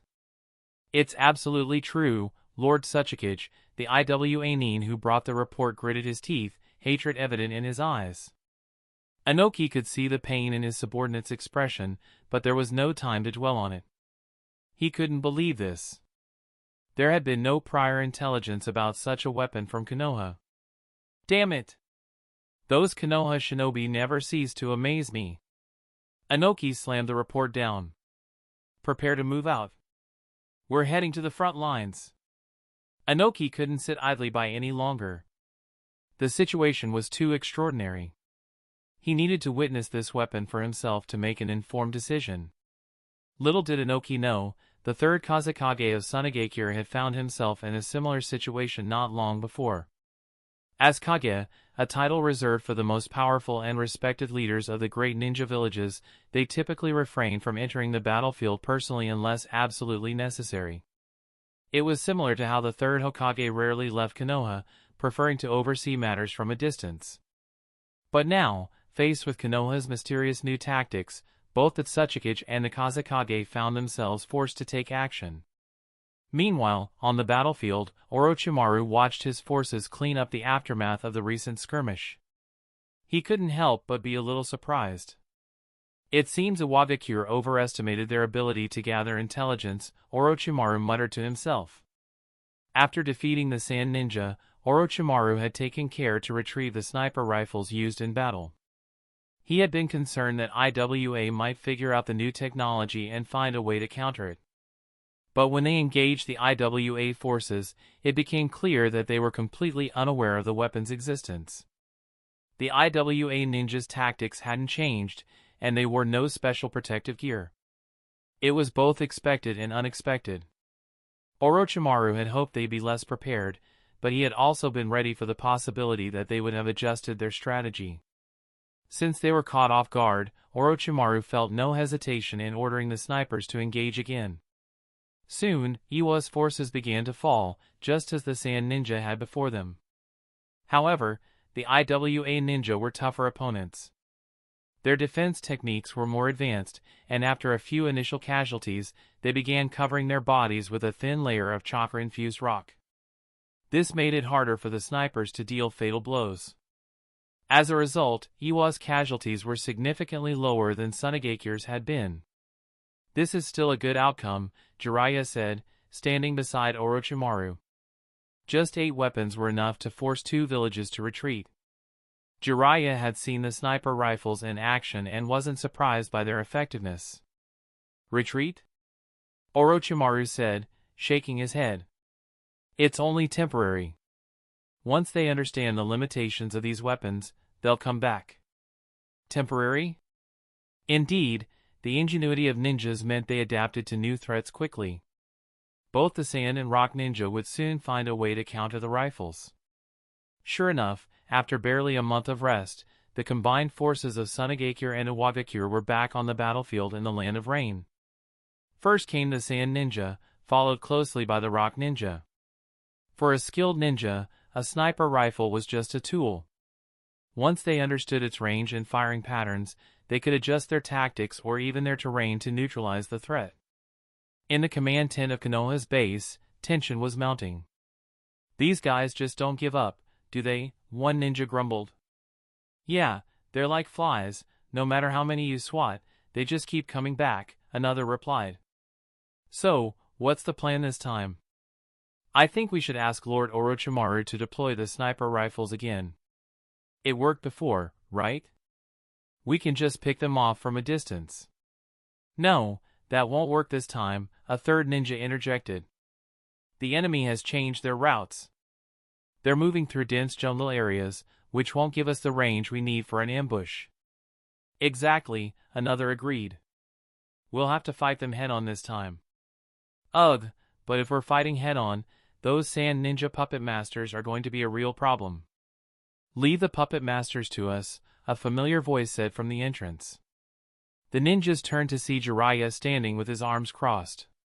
Lord Jiraiya, one of them exclaimed. Jiraiya smirked.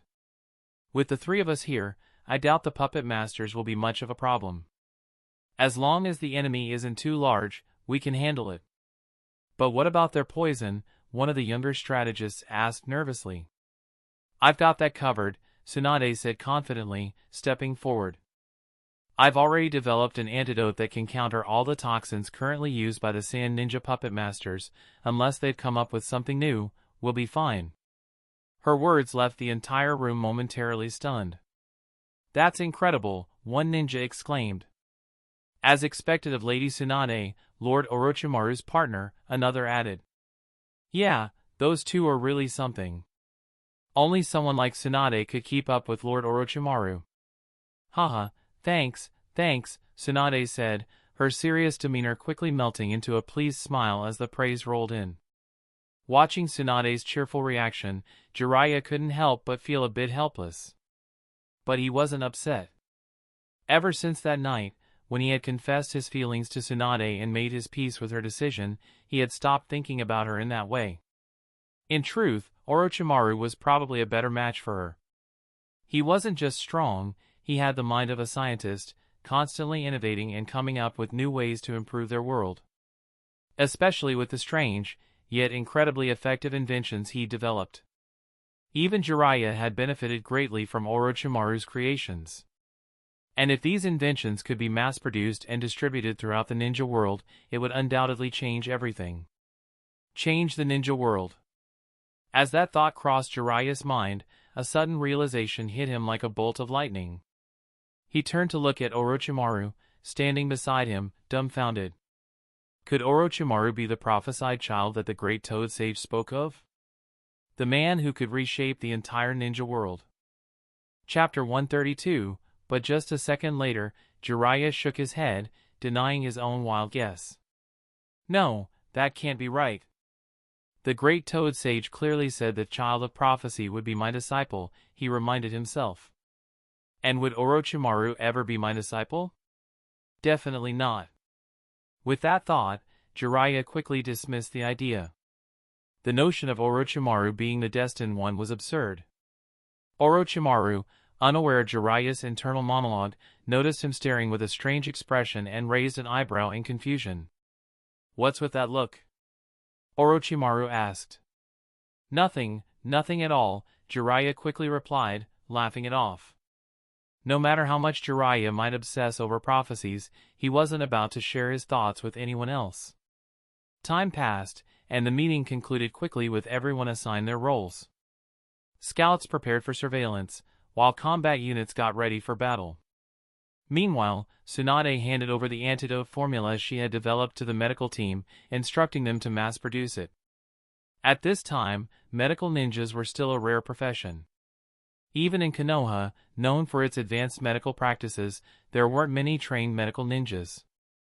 Still, in the heat of war, Konoha managed to scrape together a few medics to help produce the antidote. With everything in motion, the legendary Sannin prepared for yet another confrontation in the Land of Rain.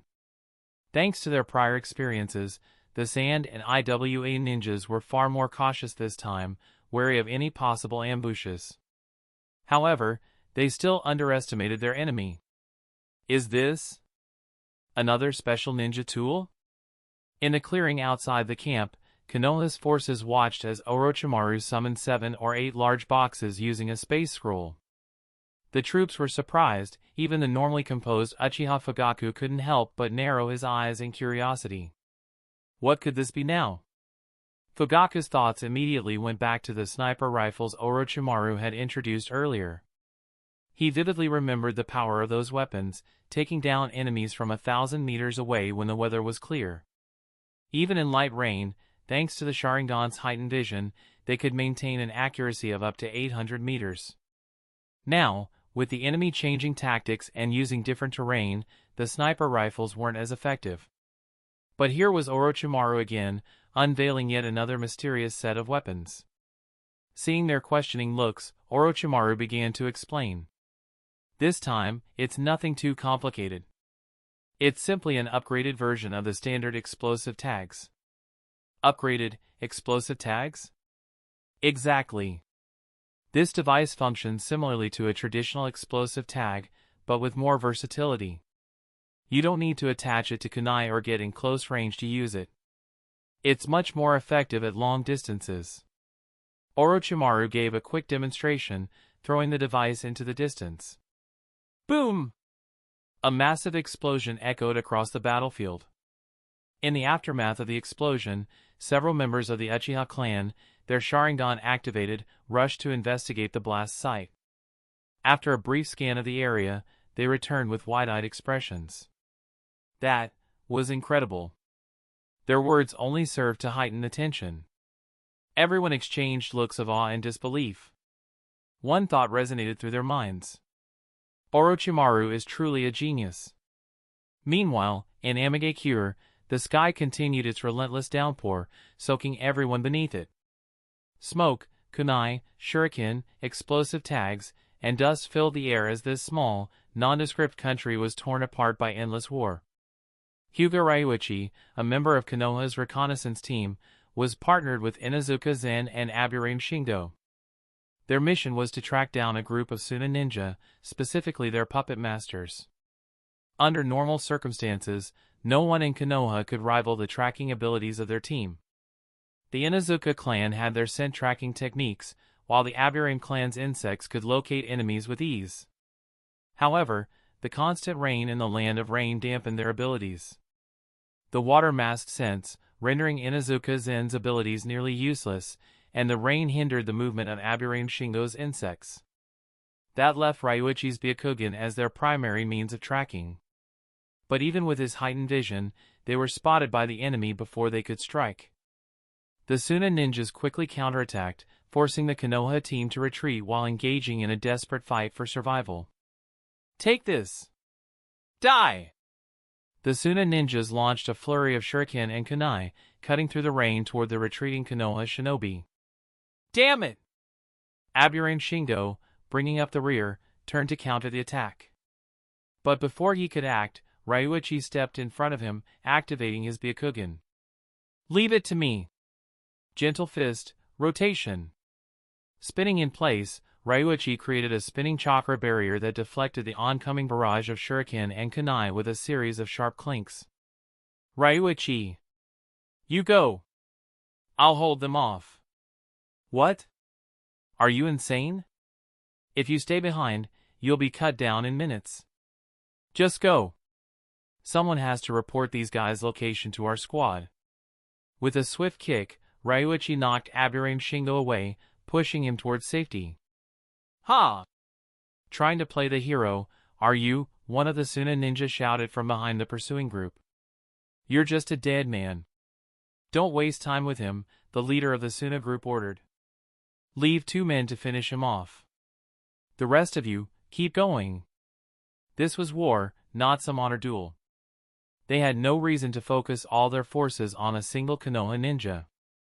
Suddenly, a shadow darted behind the Suna leader at blinding speed, and the sharp gaze of Ryuichi's Byakugan pierced the rain-soaked battlefield. "I'll start with you." "What?" The Suna leader's eyes widened in shock as Ryuichi closed the distance in a flash. Gentle fist technique, 8 trigrams 64 palms. Ryuichi's palms struck with terrifying speed. 2 palms. 4 palms. 8 palms. 16 palms. 32 palms. 64 palms. The Suna leader couldn't even react. Each strike landed with devastating force, sending shockwaves through his body. His last coherent thought was a single realization: how is he so fast? The final strike sent the leader crashing to the ground, but Ryuichi didn't stop. He dodged to the side, narrowly avoiding a flurry of counterattacks from the other Suna ninja. "Ha, the Hyuga clan really lives up to its reputation, but you're dead now," one of the Suna ninjas sneered as a puppet-wielding twin blades emerged from the ground behind Ryuichi. Ryuichi's Byakugan gave him 360-degree vision, but he hadn't been focused on the puppet master, who had been setting a trap beneath the ground. The twin swords gleamed in the rain, coming closer and closer. It was too late to dodge. "I'm done for," Ryuichi thought, gritting his teeth as the blades closed in. But then, a thunderous sound cut through the air. Summoning jutsu. Bang! A massive cloud of white smoke erupted in front of Ryuichi, and from it, a giant python nearly 2 meters in diameter broke through the earth, swallowing the nearest Suna ninja whole.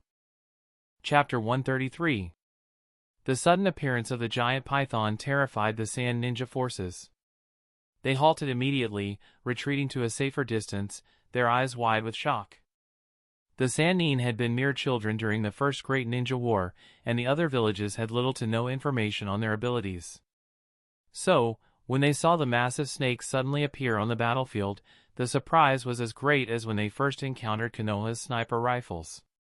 After swallowing one of the enemy, the python slithered back to Orochimaru, coiling itself neatly behind him, waiting for its next command. As the white smoke from the summoning began to fade, a new figure came into view. Standing in front of Hyuga Ryuichi was a human-sized toad, gripping the blades of a puppet's sword with both fists bound by iron rings. "Looks like I made it just in time," came a voice of relief. Ryuichi's heart leapt. Quickly retreating toward the voice, he bowed slightly as he moved. "Thank you, Jiraiya-sama. Orochimaru-sama. You saved me." Having narrowly escaped death, Ryuichi felt as if he were looking at his saviors. Jiraiya gave a small nod and glanced at the sand ninja across the battlefield. "Leave this to the three of us. You go regroup with your team." "Yes." Ryuichi responded without hesitation, quickly retreating to where his teammates had been waiting. Fortunately, they hadn't gone far, unwilling to abandon him completely. When they saw him return alive, both teammates let out audible sighs of relief, with one even tearing up. They had been forced to leave their teammate behind because, as shinobi, sometimes delivering crucial information took priority over saving lives. Yet, seeing Ryuichi safe again was more than they had dared hope for. As Ryuichi and his team withdrew, Jiraiya twisted his neck, cracking his joints. "All right, then. You're on the battlefield now, so be prepared for what's coming." "Humph. You think having some summoned creatures is going to change anything?" sneered the leader of the Sand Ninja squad. "Sand ninjas, kill them." He took a step back, clutching his chest. Ryuichi's earlier attack had hit him hard, too hard. The gentle fist technique had sealed several of his chakra points, making it impossible for him to mold chakra properly. Without chakra, a ninja was nearly useless in battle. He could no longer participate and could only leave it to his subordinates. In his mind, the odds were still in their favor. There were more than a dozen of them, while there were only 3 opponents. Even if they had summoned creatures, what could they do? But what he failed to realize was that he and his team were facing the future Sannin. Each of the 3 had the strength of an entire squad, and their summoned beasts were far more dangerous than the puppets his men controlled. Orochimaru, preparing for the fight ahead, glanced at the slug perched on his shoulder. "I don't need this thing." Tsunade shot him a look. "What if you get injured?" "I won't." "I don't care. You're keeping it." "Damn it, could you two stop flirting already?" Jiraiya grumbled. His patience was running thin. "Can't we focus on the fight first?" As if it wasn't painful enough seeing the two of them act like this when they were together, they had to do it in the middle of a battlefield? In front of enemies? The Sand Ninjas were just as frustrated. Seeing the 3 Sannin casually conversing while in the heat of battle only made them angrier. "Are they mocking us? Do they think so little of us?" "Kill them," the leader of the Sand Ninja roared. "Take this!" Wind release, Gale Palm. Wind release, Wind Cutter. A barrage of shurikens, kunai, explosive tags, and ninjutsu rained down on the trio, hurtling through the air with deadly intent.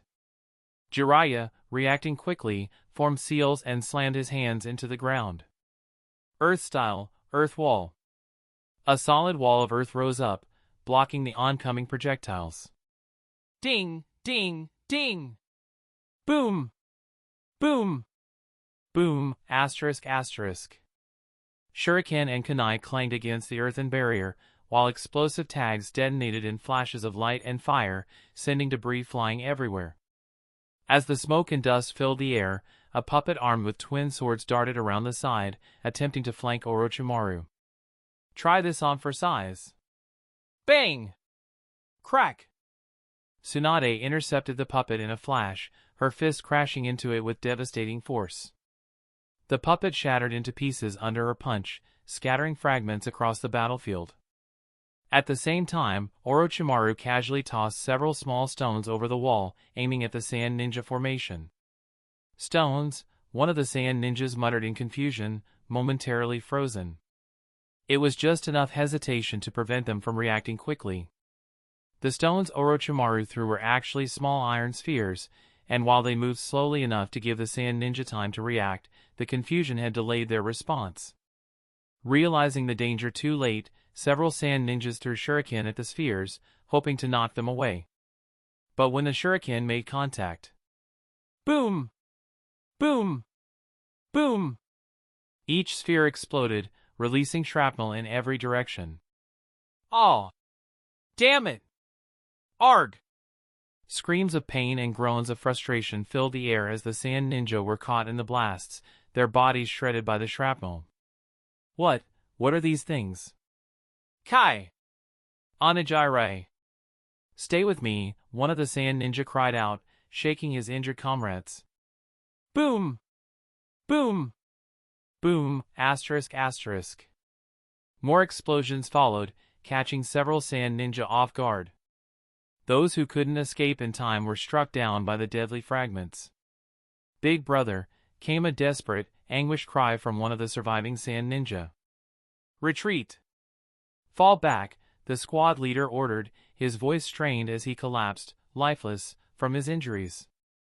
"Damn you, Konoha scum! I'll kill you," one of the sand ninjas screamed in rage. Rather than retreat, he charged toward Orochimaru and the others, blinded by anger. But just as he rounded the remains of the earth wall and got within range of the trio, a jet of corrosive acid sprayed out from behind Orochimaru, hitting the charging ninja square in the face. Splatter! The acid ate through the ninja's face, melting flesh and bone in an instant. He didn't even have time to scream before his body crumpled to the ground, lifeless. The culprit, a slug, offered a soft apology. "Sorry." The slug, being a peace-loving creature, rarely killed unless absolutely necessary. It found the act distasteful but unavoidable in the heat of battle. Orochimaru's snake, however, had no such reservations. It lifted its head and slammed into the ground with enough force to send a shockwave across the battlefield. Boom! The sand ninja screamed as they were either crushed or thrown aside. Within minutes, the battlefield was littered with the bodies of the sand ninja squad. The few survivors were in no condition to continue fighting, either paralyzed with fear or too injured to stand. The sand ninja captain, who had stayed in the rear, watched in horror. He couldn't believe what he was seeing. Who are these people? Not only did they possess strange and deadly tools, but their summoned creatures were on a completely different level from anything he had seen before. We have to retreat," he shouted. There was no point in continuing this battle. The sand ninja had been thoroughly outclassed. The remaining sand ninja, those lucky enough to still be breathing, obeyed without hesitation. They tossed smoke bombs into the air, covering their escape as they fled. Orochimaru, Jiraiya, and Tsunade watched them retreat but made no move to pursue. Their objective had already been achieved. The sand ninja captain, believing that his team had simply been unfortunate, braced himself for the punishment that would surely await him at the village. But when he returned to the base, he found something even more disturbing.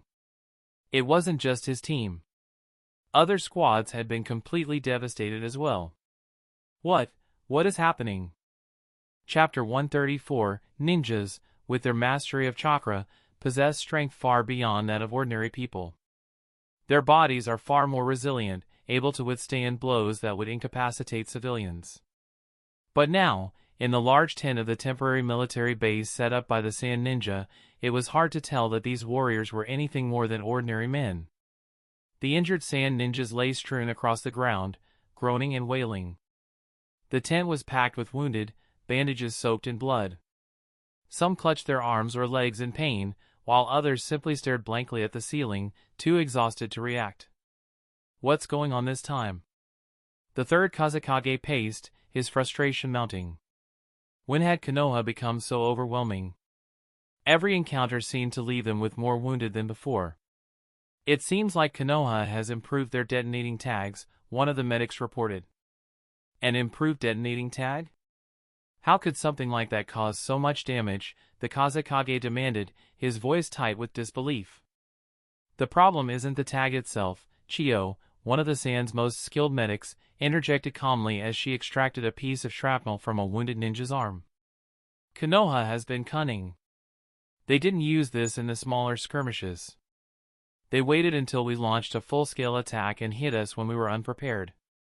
That's why so many of our people were caught off guard. The third Kazekage furrowed his brow, displeased. He quickly called for the other Jonin captains to gather, hoping to understand just how bad the situation was. We've sustained heavy casualties. What about Konoha? The Jonin captains exchanged uneasy glances, clearly uncomfortable with the question. Finally, one of them spoke hesitantly. Their casualties are very few. How few? The Kazekage pressed, his voice rising with anger. The Jonin captain lowered his head, unable to meet the Kazekage's gaze. Less than 1/10 of our losses. What? The third Kazekage was incredulous. How is that possible? We have puppet masters, we use poison, why is the casualty difference so massive? Konoha has recovery potions, the Jonin replied bitterly. Unless you land a fatal blow immediately, they recover. It's nearly impossible to take them down. Recovery potions? The Kazekage was shocked. And what about our poison? Could it be that their potions also work as antidotes? Although the Kazekage wasn't a medical ninja, he understood the basics. Recovery potions and antidotes were two completely different fields.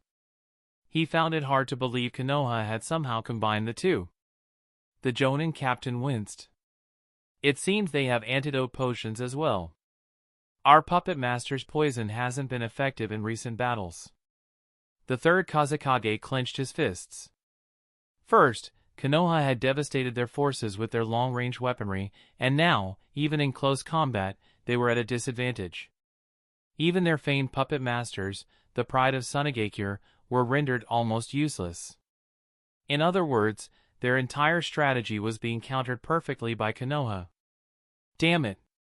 How are we supposed to win this war? His frustration was palpable. The Kazekage, one of the strongest in his village, now found himself considering something he had hoped to avoid. Would he need to take the field himself just to turn the tide of battle? Chiyo, hearing the reports of the Jonin captains, exited the medical tent and sighed. Konoha is really full of talent these days. First, they introduce these strange new tools, then they bring out recovery potions and antidotes. It's impressive. What should we do now? We can't retreat, one of the Jonin spoke up. Even if we wanted to, the people in the village, especially those who lost loved ones, won't accept it. Chiyo nodded in agreement. Retreating isn't an option. We'll need to rethink our tactics. It's too late to try and match them in ninja tools or recovery potions. She paused for a moment, then added, summon all the puppet master captains. We need to adjust our strategy. Meanwhile, back in Konoha's command tent, the mood was far lighter.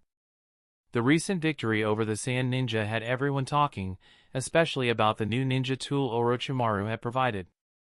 The principle behind it is similar to a detonating tag, Narahakushu explained confidently.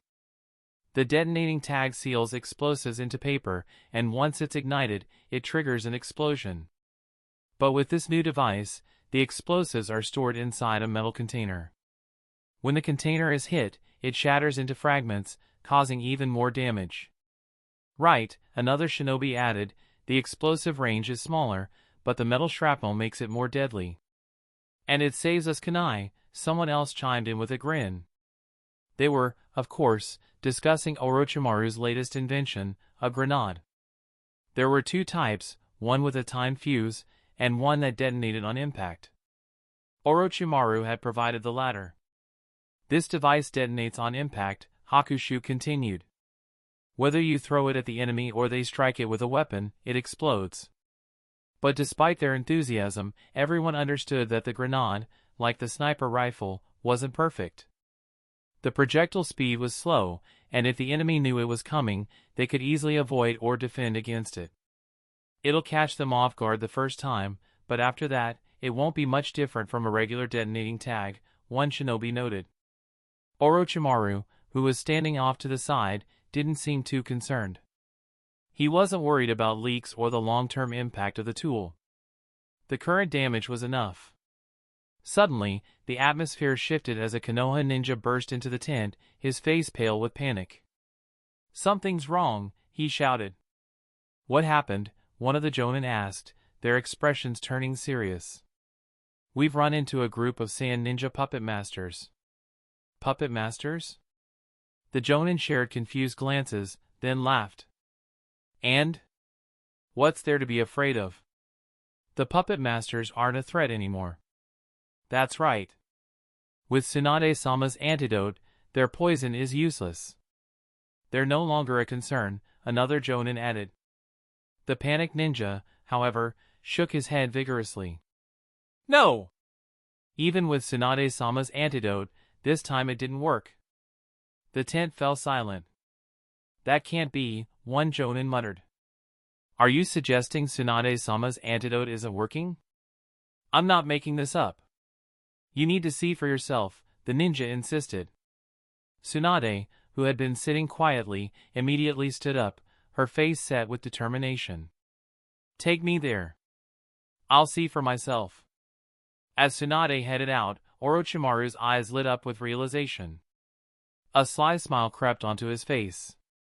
"Is this the long-awaited showdown between Tsunade and Chiyo?" he mused.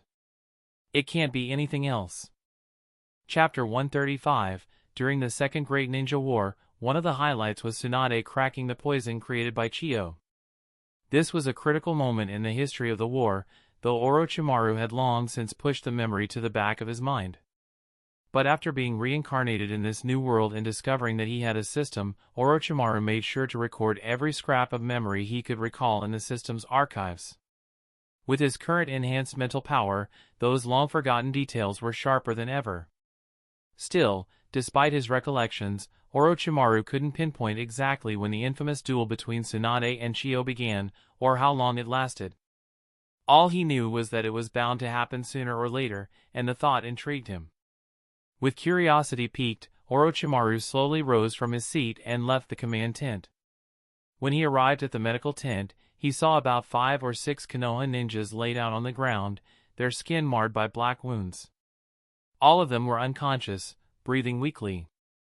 Tsunade was bent over one of the injured, using a silver needle to draw out the poison that had seeped into their bodies. Orochimaru inquired and learned that more than a dozen Konoha ninjas had already died from the toxin. The ones who had survived had managed to escape and were rescued by reinforcements. This is war: constant attacks and counterattacks, each side inflicting as much harm as possible. This was the reality of the battlefield. At the treatment station, after extracting the toxin, Tsunade immediately moved to the area where the medical team was stationed and began preparing the antidote. She was fully concentrated, devoid of her usual impulsiveness or short temper. When it came to her craft, Tsunade's focus was unmatched. After about an hour of painstaking work, the antidote was finally ready. One by one, the blackened blood of the injured turned red again as the antidote took effect. The Konoha ninjas watching were once again filled with awe for Tsunade. For her to neutralize such a potent poison in just an hour was nothing short of miraculous. Tsunade's reputation spread quickly throughout the Konoha camp. The antidote was immediately mass-produced, and every Konoha ninja going out to confront the Saiyan ninjas was given a dose, just in case. On the other side of the battlefield, Chiyo, the mastermind behind the Saiyan ninjas' poison, was equally shocked when her poison failed again. It was clear now that Konoha had a skilled detoxification expert on their side. As a master of poison herself, Chiyo was not one to accept defeat so easily. This sparked a contest of wits between Konoha's detoxification master, Tsunade, and Tsunagekyu's poison expert, Chiyo. Chiyo continued to refine and update her poisons, releasing new strains every few days, each deadlier than the last. And while many Konoha ninjas fell victim to these new poisons, Tsunade's skill in developing antidotes ensured that the death toll was kept within manageable limits. With each new toxin Chiyo devised, Tsunade was quick to craft an antidote, rendering the Saiyan's puppet masters less effective with each passing day. It became a battle between medical geniuses. "Konoha's detoxification expert is truly impressive," Chiyo remarked, impressed despite herself. And Suna's puppet masters are equally formidable, Tsunade noted, as reports of Chiyo's relentless attacks reached her. Though they had never met face to face, both Chiyo and Tsunade had come to recognize each other as worthy adversaries. Each was aware of the other's presence in the opposing camp and grew curious about their rival. And so, the two villages began sending scouts to learn more about the mysterious figures behind the poison and antidote. Ninja from Konoha! Who's the one making your antidote? Chiyo's forces cornered a Konoha ninja and demanded answers. Ha ha ha, you think I'd tell you, the Konoha ninja replied, laughing in their faces. Do you really think I'd betray my village for my own life? Betraying village secrets was not only unforgivable but also dishonorable. No ninja could bear to face their family and comrades with the shame of selling out their own. Just tell me a name and age, and I'll let you go. The promise was so simple that it caused the surrounded Konoha ninja to hesitate. Could it really be that easy? Just a name and age? That wasn't even real intel, right? Absolutely. I give you my word, the sand ninja pressed. The Konoha ninja, desperate to live, relented. He gave the name Tsunade and mentioned that she was a young woman in her 20s. Meanwhile, Konoha also employed similar tactics and learned that Suna's poison master was a middle-aged woman named Chiyo.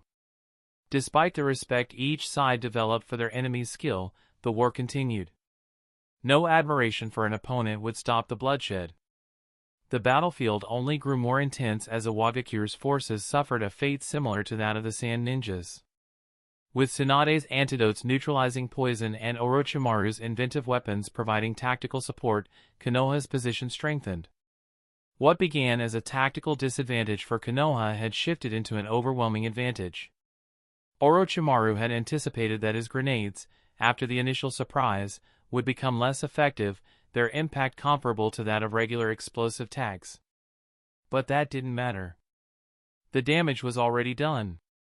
The sheer shock of facing unfamiliar weapons had given Konoha the edge it needed.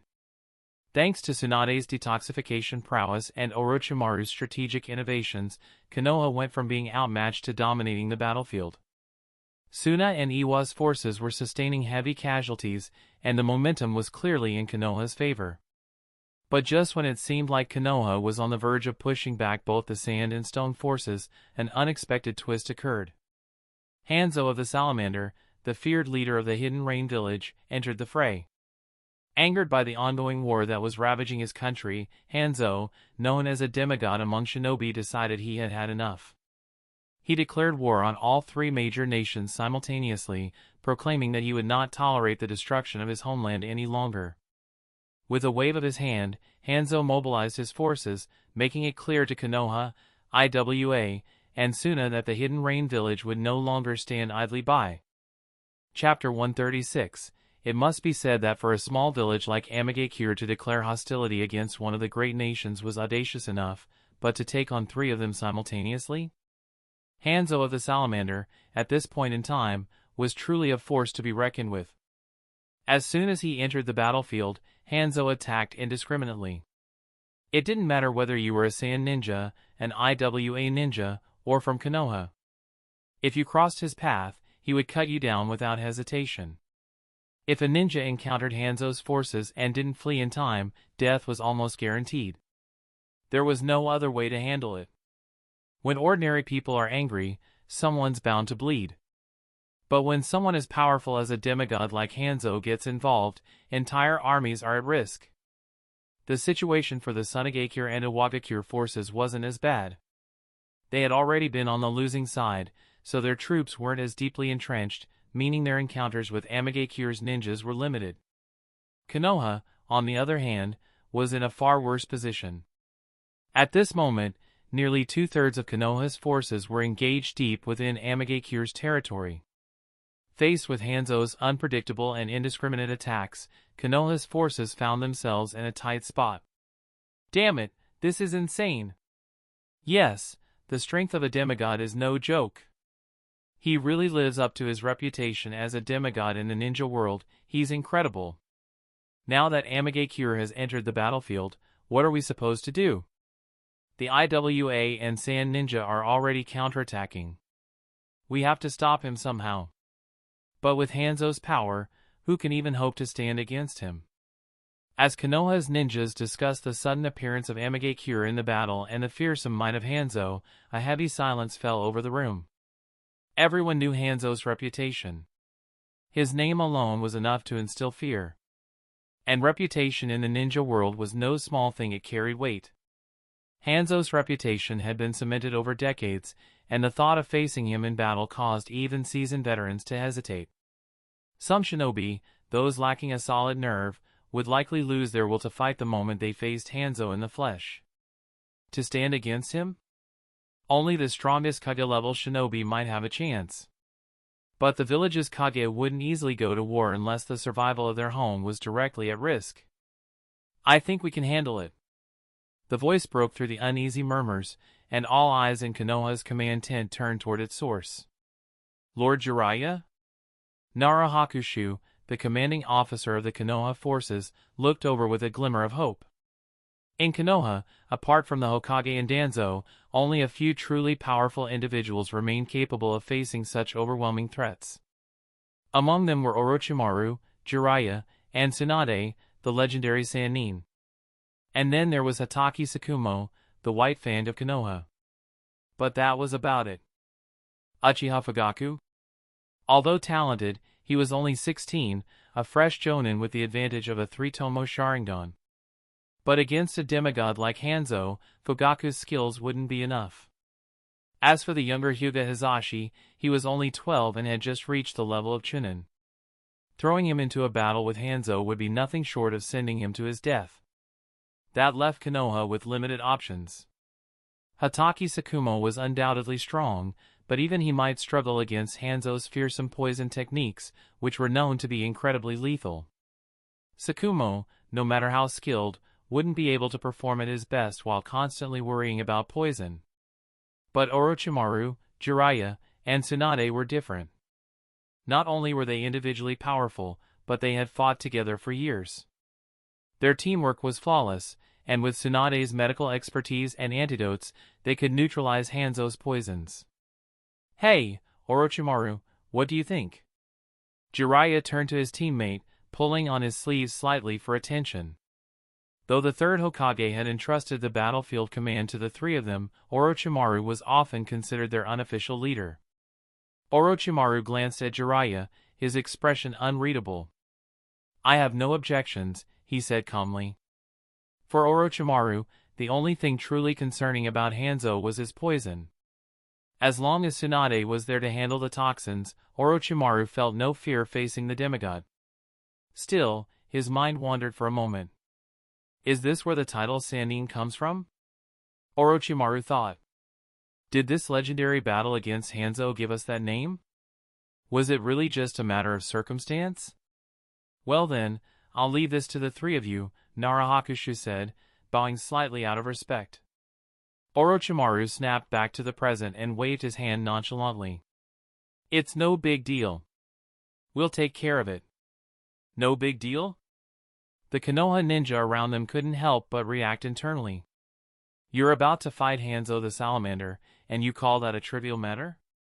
They couldn't say it out loud, but many thought Orochimaru's confidence bordered on arrogance. Still, no one dared voice their doubts. Once Orochimaru gave his affirmative, Nara Hakushu unfurled a large map of the Land of Rain and placed it at the center of the tent for all to see. He then picked up a pointer and began detailing the strategy. I've already sent word to Hokage-sama, and reinforcements are expected to arrive tonight, Nara Hakushu began. Now, as the Hidden Rain has joined the battle, and we're caught in a three-way conflict, our strategy needs to adjust accordingly.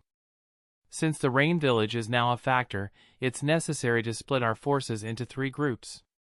He pointed at the map. I recommend that, while being cautious of Amagekyu's forces, the Uchiha, Hyuga, Inuzuka, Aburame, and Hatake Tsukumo's team focus their firepower on the northeast, where Konoha is engaged with the IWA forces. If we concentrate our efforts there, we can drive the IWA ninja back. As for the Sand Ninja, my team along with the members of the Yamanaka, Nara, and Akimichi clans will intercept them. When the enemy's puppet master poison is rendered ineffective by Tsunade-sama's antidote, our abilities will come into full play. I believe we can hold them off.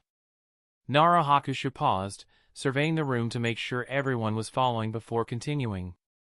The plan is to swiftly crush the IWA forces. With a focused assault, we should be able to win that fight within half a day.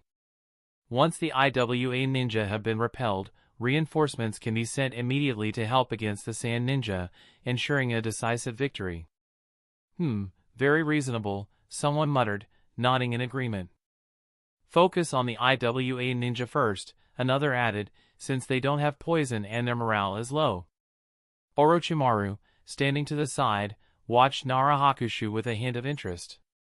The Nara clan really is impressive, even among their less prominent members. He's directing this battle flawlessly. But of course, Nara Hakushu continued, all of this hinges on one crucial point: the three of you must hold off Hanzo for at least half a day. If he breaks through and enters the battlefield, our entire strategy will collapse. Don't worry, Jiraiya said confidently. We've got this covered. Chapter 137. Although Jiraiya had heard of Hanzo's fearsome reputation, he was the type to thrive on challenges. Facing off against a powerful opponent wasn't something that scared him, it excited him.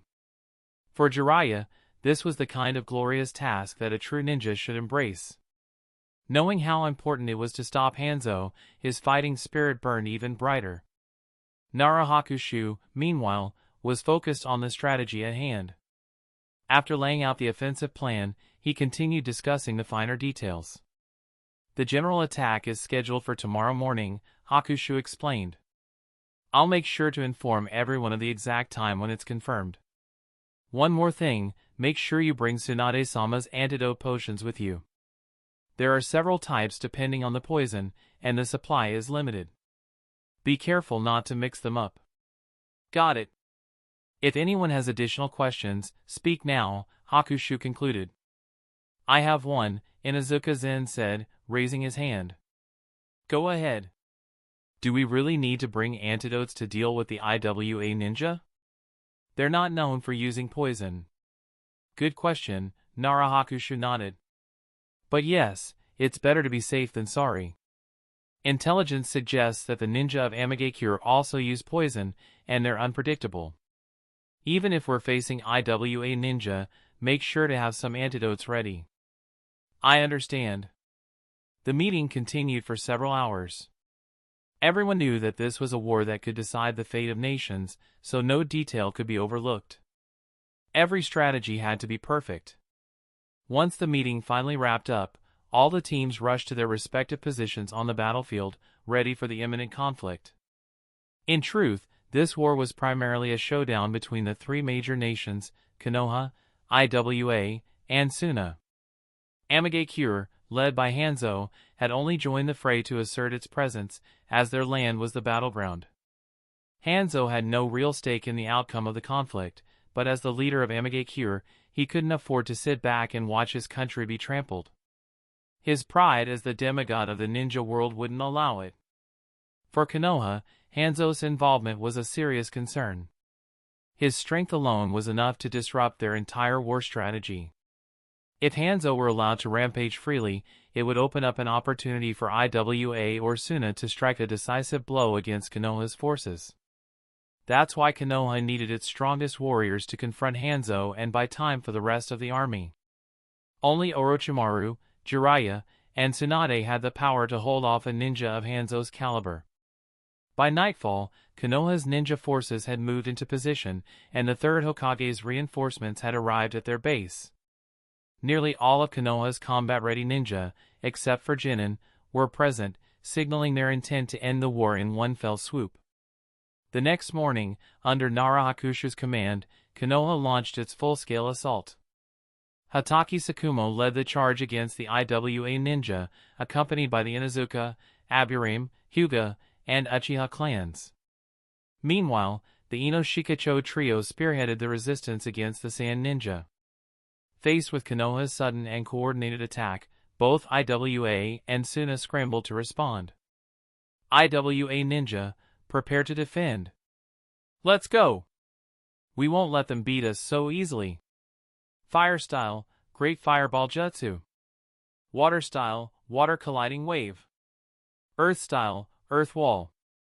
Shuriken, kunai, explosive tags, and jutsu filled the air as the three armies clashed on the battlefield. It was chaos, with every inch of the terrain becoming a war zone. At the forefront of the battle, Hatake Sakumo wielded his signature white chakra blade. The silver light from his blade flashed as it cut through IWA ninja one after another. His strikes were too fast for them to react. Even if they tried to defend with ninjutsu, it was often too late. The white fawn's sword would have already claimed their lives. His movements were so swift and deadly that even traditional battlefield tactics were useless against him. The only hope for the IWA ninja was to avoid him entirely. Konoha's forces, which had started with a slight disadvantage, quickly gained the upper hand. With each passing moment, they grew more confident, and their morale surged. On the other hand, both Suna and IWA had suffered several defeats in a row, and their morale had hit rock bottom. In war, morale was everything, and without it, even skilled fighters struggled to maintain their effectiveness. While the Sand Ninja were being held back by the Inoshikacho formation, the IWA ninja were forced into a retreat by Konoha's relentless assault. Whoosh! Shuriken Shadow Clone Jutsu. In the jungle, a single shuriken multiplied into countless black streaks, flying toward the enemy like a deadly rainstorm. A group of rain ninja, caught off guard, were struck down almost instantly. Without missing a beat, Orochimaru retrieved a grenade from his pouch and hurled it toward the remaining enemies. Boom! The explosion tore through the rain-drenched battlefield, silencing the remaining rain ninja. You guys don't hold back, do you? Jiraiya commented with a smirk. Even the rain ninja aren't spared. If they declare war, they should be prepared for the consequences, Orochimaru replied coldly. There's no room for hesitation on the battlefield. Fair enough, Tsunade added, her eyes scanning the terrain ahead. We're getting close. The three of them, Orochimaru, Jiraiya, and Tsunade, were making their way toward the location where Hanzo was reported to be. As they moved, Orochimaru couldn't help but analyze his comrade's strengths in his mind. Tsunade, for one, had significantly increased her chakra reserves since their early days. Jiraiya, on the other hand, seemed to have developed something more, senjutsu, the power of sage mode. Orochimaru speculated that during their original encounter with Hanzo, Jiraiya hadn't yet mastered senjutsu. Otherwise, it seemed impossible that the three of them together could only fight Hanzo to a draw. But now? With Jiraiya's added strength and Tsunade's improved chakra, not to mention his own enhanced abilities, Orochimaru felt confident. The three of them together could take down Hanzo this time. Chapter 138, Hanzo of the Salamander, the demigod of the ninja world. After the deaths of the first Hokage and Uchiha Madara, he was regarded as one of the strongest shinobi alive, standing at the pinnacle of the ninja world. Orochimaru had thoroughly analyzed Hanzo's strength based on the intelligence he had gathered. Hanzo wasn't just a legend in the memories of his past life, his power was very real. Orochimaru was certain that even Sarutobi Hiruzen, the third Hokage, might struggle against him in a direct fight. A person acknowledged by the five great nations and given the title of demigod had to be much stronger than your average Kage-level ninja. At this point in time, Hanzo was likely at his peak, comparable to the likes of the third Raikage. Though their combat styles differed, their destructive power was undoubtedly on the same level. Facing such a formidable enemy stirred excitement in Orochimaru. This was the first truly powerful opponent he had encountered since arriving in this world. Orochimaru had approached this war with a certain ease. Under normal circumstances, he didn't even need to engage directly in battle. He could simply issue weapons and orders from a distance. His last fight was only because they had been nearby when Hyuga Ryuichi and his squad sent out a distress signal. But this time... Here, take these antidotes, Tsunade said as they ran, pulling out two portable syringes from her ninja pouch. She handed one each to Jiraiya and Orochimaru. I've made a temporary antidote based on the toxins extracted from previous victims of Hanzo.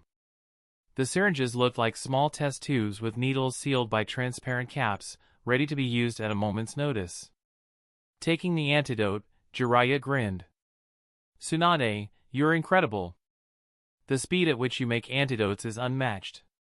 No one else in the entire ninja world could pull that off. Don't flatter me, Tsunade replied, rolling her eyes.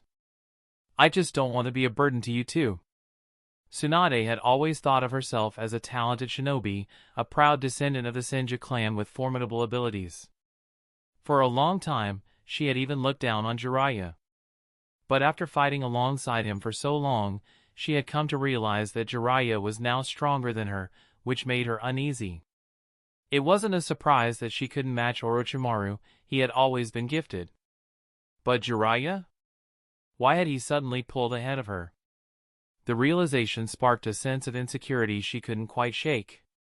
Jiraiya was about to say something when Orochimaru interrupted. Do you have an extra antidote? Yeah, I do, Tsunade answered, slightly puzzled. Why? Give me another one, Orochimaru said nonchalantly, taking an extra syringe from her without further explanation. The sky continued to drizzle, the rain unrelenting as it soaked the battlefield. In a hilly area, a man stood tall, his posture commanding. He wore a helmet, a gas mask, a raincoat, and the vest of Amigakure. His presence radiated strength, making him seem like an unstoppable force, a god of war. This man was Hanzo of the Salamander. Opposite him stood 5 Konoha shinobi, their expressions tense and fearful. Though they outnumbered him, none of them dared to make a move. Encircling the battle were several other Amigakure ninja, watching the scene unfold. They observed their leader with a certain air of confidence, knowing Hanzo could easily crush these intruders. To the people of Amigakure, the shinobi from the 3 great nations, Konoha, Iwa, and Suna were nothing more than invaders, destroyers of their homeland. They felt no sympathy for these outsiders. Come on, show me your real strength, Hanzo taunted, his voice calm but full of disdain. He held a chain in his hand, swinging it slowly as he observed the Konoha ninjas. With this level of power, you'll never defeat me. To Hanzo, these Konoha shinobi were nothing more than ants. Just like Uchiha Madara had once regarded most ninjas, Hanzo saw no worthy opponents here. Damn it, we can't do anything. This is a demigod. We don't stand a chance. Facing the demigod of the ninja world, the Konoha ninjas had lost their fighting spirit. They stood frozen, paralyzed by fear. Seeing this, Hanzo's eyes flashed with mild irritation. So, you've already given up? Humph, what a waste. He turned his back to them, losing interest in the fight. To Hanzo, battling shinobi who had already surrendered mentally wasn't worth his time. But just because Hanzo had lost interest didn't mean his subordinates had. The moment he turned away, the Rain Ninja lunged forward, quickly overpowering the Konoha ninjas and leaving them writhing on the ground, defeated and helpless. As the Rain Ninja moved in for the kill, ready to eliminate the Konoha shinobi once and for all, a loud boom echoed across the battlefield, drawing everyone's attention. All eyes turned toward the source of the sound. 3 figures stood in the rain, wearing Konoha uniforms and raincoats. 2 men and 1 woman.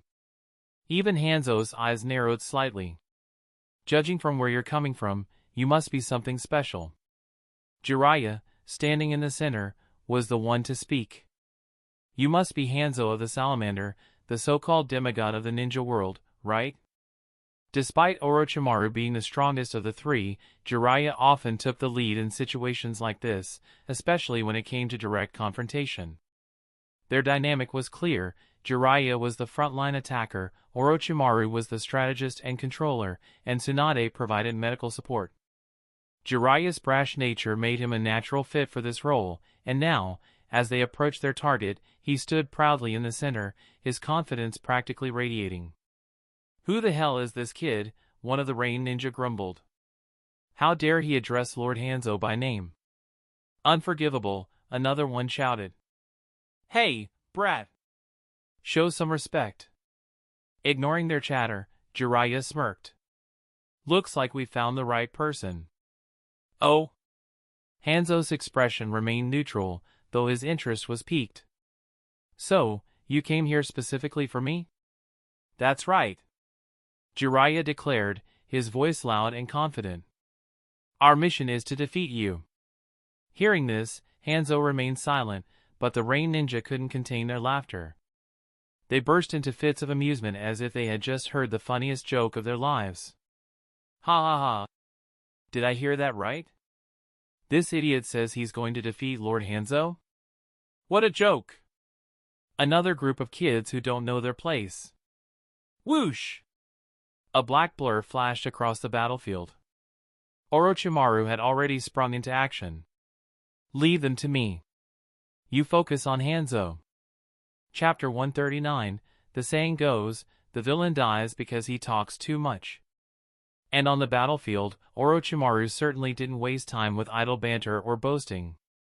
For him, once the enemy was confirmed, there was no need for explanations or drawn-out conversations, only action. Hanzo might be the boss, but to reach him, the lesser Rain Ninja had to be dealt with first. Orochimaru viewed them as mere mobs in his path. Without hesitation, Orochimaru made his move. What speed! Hanzo's eyes narrowed as Orochimaru dashed into the fray, but he didn't react immediately. In Hanzo's mind, these three were just some upstart youngsters. Why should he be concerned? He had 8 capable subordinates with him. Could it be that Hanzo's subordinates were weaklings? But this time, Hanzo miscalculated. Orochimaru's speed, enhanced by his wind chakra, was equivalent to opening 2 of the 8 gates of the inner gates technique. Combined with the enhancements, his physical abilities were truly formidable. He wasn't quite at the level of the users of the true 8 gates or the taijutsu masters of the Cloud Village, but he was still a force far beyond what most ordinary ninjas could handle. Asterisk bang. Bang, asterisk. As soon as he entered the group of Rain Ninja, 2 of them fell instantly, unable to react to his swift and powerful strikes. The others quickly scrambled, jumping back to create some distance. Seeing Orochimaru take down his subordinates with just 2 punches, Hanzo frowned. Boy, you're quite fast, he called out, his tone laced with surprise. Whoosh! Without warning, a chain shot out from Hanzo's hand, its end aimed directly at Orochimaru's back. The chain was a special weapon of Hanzo's, with a scythe at one end and a lock on the other. Sensing the attack from behind, Orochimaru didn't even bother to look. He simply extended his hand, summoning a snake to intercept. Hidden Shadow Snake Hands. One of the remaining Rain Ninjas, unable to react in time, was pulled directly in front of Orochimaru by a snake, intended as a shield. But just as Orochimaru was about to use the ninja as a block. Don't underestimate me, the Rain Ninja shouted, struggling to escape Orochimaru's grip. Clang! Jiraiya arrived just in time, kicking the chain away before it could strike. Simultaneously, he formed hand seals and took a deep breath. Fire style, Fireball Jutsu. Summoning Jutsu, Jiraiya shouted, preparing for the next phase of their strategy. The 3 of them had worked together for years, and each knew what to do at this moment. A massive fireball roared toward Hanzo, while Tsunade moved quickly to a safe distance, summoning Katsuyu to tend to the injured Konoha ninja. Katsuyu split into smaller slugs, attaching to the 5 down shinobi, stabilizing their condition. Hanzo, dodging the fireball, saw Tsunade's actions out of the corner of his eye and frowned. Impressive coordination. It seems you 3 might actually be worthy opponents after all. Ha! Jiraiya shouted, still full of spirit. As long as we're here, you're not leaving this place. Hanzo's eyes narrowed. I see. So this is for the war, then? But... He turned to Orochimaru, who still held one of the Rain Ninja by the throat. That boy over there, let go of my subordinate. Their lives are of no use to you. Orochimaru, fingers tightening around the ninja's neck, paused and glanced at Hanzo. A smirk tugged at the corner of his mouth. Is that so? I just don't like dealing with distractions while I'm fighting. Don't worry, Hanzo said with quiet authority. No one dares interfere when I'm serious. Fair enough, Orochimaru replied, kicking the rain ninja aside and refocusing on Hanzo. Hanzo's reputation for toxicity was well known. His breath itself was laced with poison, and combined with the venom of his summoning beast, the giant salamander, Hanzo was dangerous to both enemy and ally alike. No one would dare to approach recklessly once he unleashed his full power. Meanwhile, at Iwa's military base, the situation was becoming dire. Inoki, the third Tsuchikage, sat reviewing battle reports with a heavy heart. Iwa's forces had been repeatedly defeated by Konoha. The number of casualties was growing, and morale was at an all-time low. At this point, their forces couldn't match Konoha's anymore. It seems we've lost this battle, Inoki muttered grimly. Give the order. IWA Ninja, begin the retreat. Yes, Lord Tsuchikage, an aide responded, rushing out to issue the orders. There was no other choice. They had been unable to defeat Konoha, and now that Amigakure had entered the fray, things had become even more complicated. Inoki knew they needed to withdraw and rethink their strategy. As for why he hadn't personally joined the battle? A Kage could influence a battle, but they couldn't change the course of an entire war alone. Their strength wasn't enough to single-handedly turn the tide. As Iwa's forces began to retreat, Konoha's forces let out a collective sigh of relief. With part of their army remaining on alert, they swiftly redirected their forces toward the Sand Ninja battlefield, as Nara Hakushu had predicted. By the time Hatake Tsukumo and the elite teams arrived at the battlefield to face the Sand Ninja, it was clear that the tide had fully turned in Konoha's favor. Seeing the situation take a nosedive, the Sand Ninja had no choice but to follow Iwa's lead and withdraw from the Land of Rain.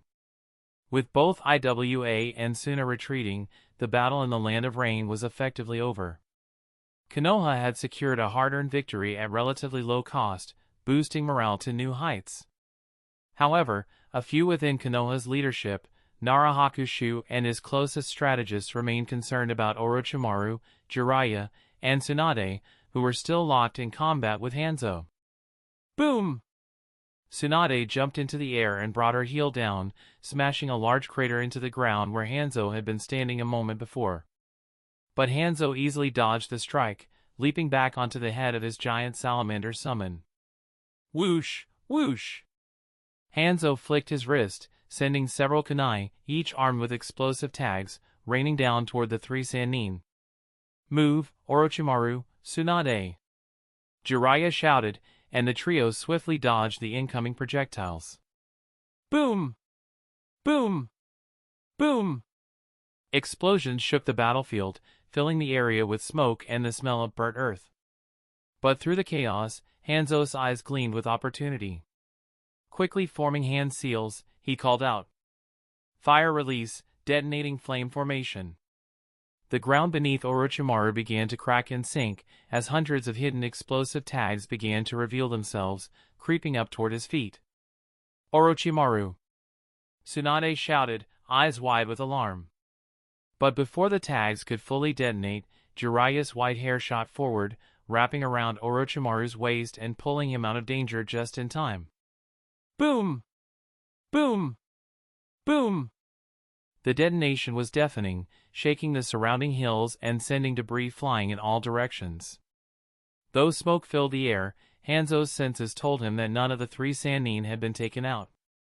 Their chakra signatures still burned strong. His frown deepened. Not only were these three immune to his poison, but their tenacity was something else entirely. Whoosh! A sudden gleam of light cut through the thick smoke, aimed directly at Hanzo's head. What? Hanzo's eyes widened in shock, reacting just in time to raise two fingers and perform the body flicker technique, disappearing from his previous position in an instant. He reappeared above his salamander, but his heart raced slightly. That attack had been faster than he expected. Impressive, Hanzo muttered to himself. To push me this far. A voice echoed from the smoke below. We're just getting started. Orochimaru, who had been protected by Jiraiya's quick reflexes, smiled coldly as he twisted his hand, revealing a gleaming blade. Clang! Metal clashed as Hanzo parried the blade with his chain. But his eyes narrowed as he recognized the weapon. The Kusanagi sword? Hanzo's eyes widened in surprise. Not bad, but Hanzo began, but his words were cut short. Hiss! A large snake shot out from the blade, its fangs bared as it lunged toward Hanzo. What? Hanzo's pupils shrank. And snakes, too? Chapter 140. How can this be? Hanzo stared down at the black snake biting into his thigh, disbelief flashing across his face. He, Hanzo of the Salamander, taken off guard by a mere snake? Ridiculous. He didn't have time to dwell on it, though. Quickly, he gripped the end of his weapon chain in one hand, wielding the sickle at the other end, and slashed down at the snake wrapped around his leg. Clang! The sound of metal striking something hard rang out as the sickle met the snake. But, a metallic sound? What in the world? Hanzo's eyes widened. How could there be a metallic clash from striking a snake? His confusion turned to wariness as he pushed Orochimaru's Kusanagi sword away, leaping off his salamander's summon to gain some distance. On the other side, though the snake had been knocked aside, it wasn't injured. Landing gracefully, it slithered back to Orochimaru, climbing up onto his shoulder. Master, I succeeded, it hissed, sounding proud of itself. Good work, Orochimaru replied with a faint smile. He glanced at the spot where the snake had been struck. You're lucky Hanzo went easy on you, or you'd be nursing more than just a bruised scale. Yes, Master, the snake replied, oblivious to Hanzo's confusion. As the dust from the earlier explosions cleared, Hanzo's giant salamander summon vanished in a puff of smoke. Its connection to its summoner had been severed, a result of Hanzo's momentary lapse after the snake's bite. Orochimaru. Are you all right? Tsunade ran over as soon as the smoke dissipated, concern evident in her eyes. Orochimaru waved her off casually. I'm fine. Check on Jiraiya, he took more of the blast than I did. Jiraiya? Tsunade turned, finally noticing Jiraiya leaning against a rock, breathing heavily. Jiraiya gave a strained smile as Tsunade began to examine him. But even as she checked his injuries, his eyes were glued to Orochimaru, a mix of disbelief and awe on his face. How is this guy not even scratched? He wondered. He had seen Orochimaru up close during Hanzo's explosive attack. Even with his protective ninjutsu, Jiraiya had still been hurt. Yet Orochimaru, who had faced the brunt of the attack, looked untouched, save for a few scorched holes in his sleeve, beneath which his skin appeared to be healing on its own. Did he use a recovery potion? Jiraiya thought, bewildered. But how? When? Ignoring Jiraiya's confusion, Orochimaru extended his hand, and the Kusanagi sword flew back to him as if summoned by some invisible force. This technique allowed him to control the sword remotely using his chakra. Orochimaru had used it to kill Hiruzen in the original story, a testament to its deadly precision and power. Even the indestructible body of the Emma staff had been damaged by the blade's sharpness. The fact that Hanzo had blocked it so casually was a testament to the man's skill. He really is something, Orochimaru mused. Considering how long we've held him here, Konoha should be close to winning the battle by now, Orochimaru said, a playful smile spreading across his face as he approached Hanzo, Kusanagi sword in hand. So, Hanzo, should I finish you off here? Hanzo, immobilized by a binding jutsu, narrowed his eyes as Orochimaru approached. You really are the strongest among them, aren't you? He muttered, piecing together what had happened. In battle, it was typical to target the weakest link first. Hanzo had quickly identified Tsunade as the most vulnerable, but every time he moved to strike her, Orochimaru had intercepted, forcing him to focus on the young shinobi instead. Which led to the recent skirmish, Hanzo launching his fire release, Jiraiya saving Orochimaru, and Orochimaru counterattacking with the Kusanagi sword. I wouldn't say I'm the strongest, Orochimaru replied nonchalantly. But the three of us together? More than enough to take you down. With a confident grin, he raised the Kusanagi sword, pressing it to Hanzo's throat. The demigod of the ninja world could only glare, unable to move, the paralysis jutsu binding him firmly in place. I never thought I'd be brought down by 3 kids. Hanzo chuckled bitterly, accepting his fate. Fine, then. Do it. To Orochimaru's surprise, Hanzo closed his eyes, prepared to face death with dignity. So he isn't afraid of dying, huh? Orochimaru thought, mildly impressed. But he wasn't one to be swayed by sentiment. Goodbye, Hanzo, he murmured, raising his sword to strike. Suddenly, a flurry of shuriken shot through the air, forcing Orochimaru to leap back. The shuriken were followed by a purple smoke bomb that exploded in front of him, releasing a cloud of toxic gas. Watch out!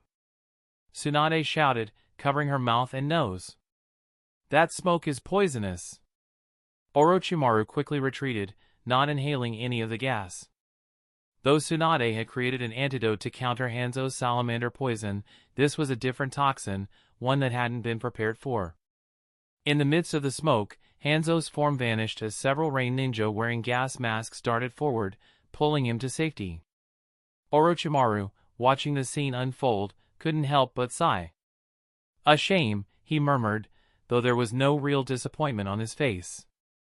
Hanzo, alive, was far more valuable than Hanzo dead. Oh, Orochimaru! Jiraiya called out, pointing in shock. Your snake, it's about to faint.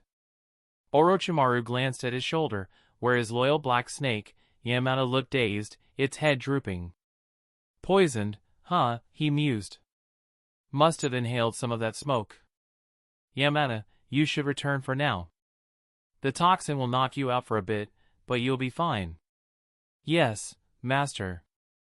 Yamata mumbled before disappearing in a puff of white smoke. Orochimaru wasn't too concerned. Poisonous smoke was usually designed to incapacitate rather than kill outright. Only someone like Hanzo could wield poison lethal enough to kill with just a breath. Jiraiya looked at Orochimaru's shoulder, shaking his head in amazement. That snake of yours is really something else, Orochimaru. That's the end of this tale for now. Thank you for watching, and I'll see you in part 8. Peace.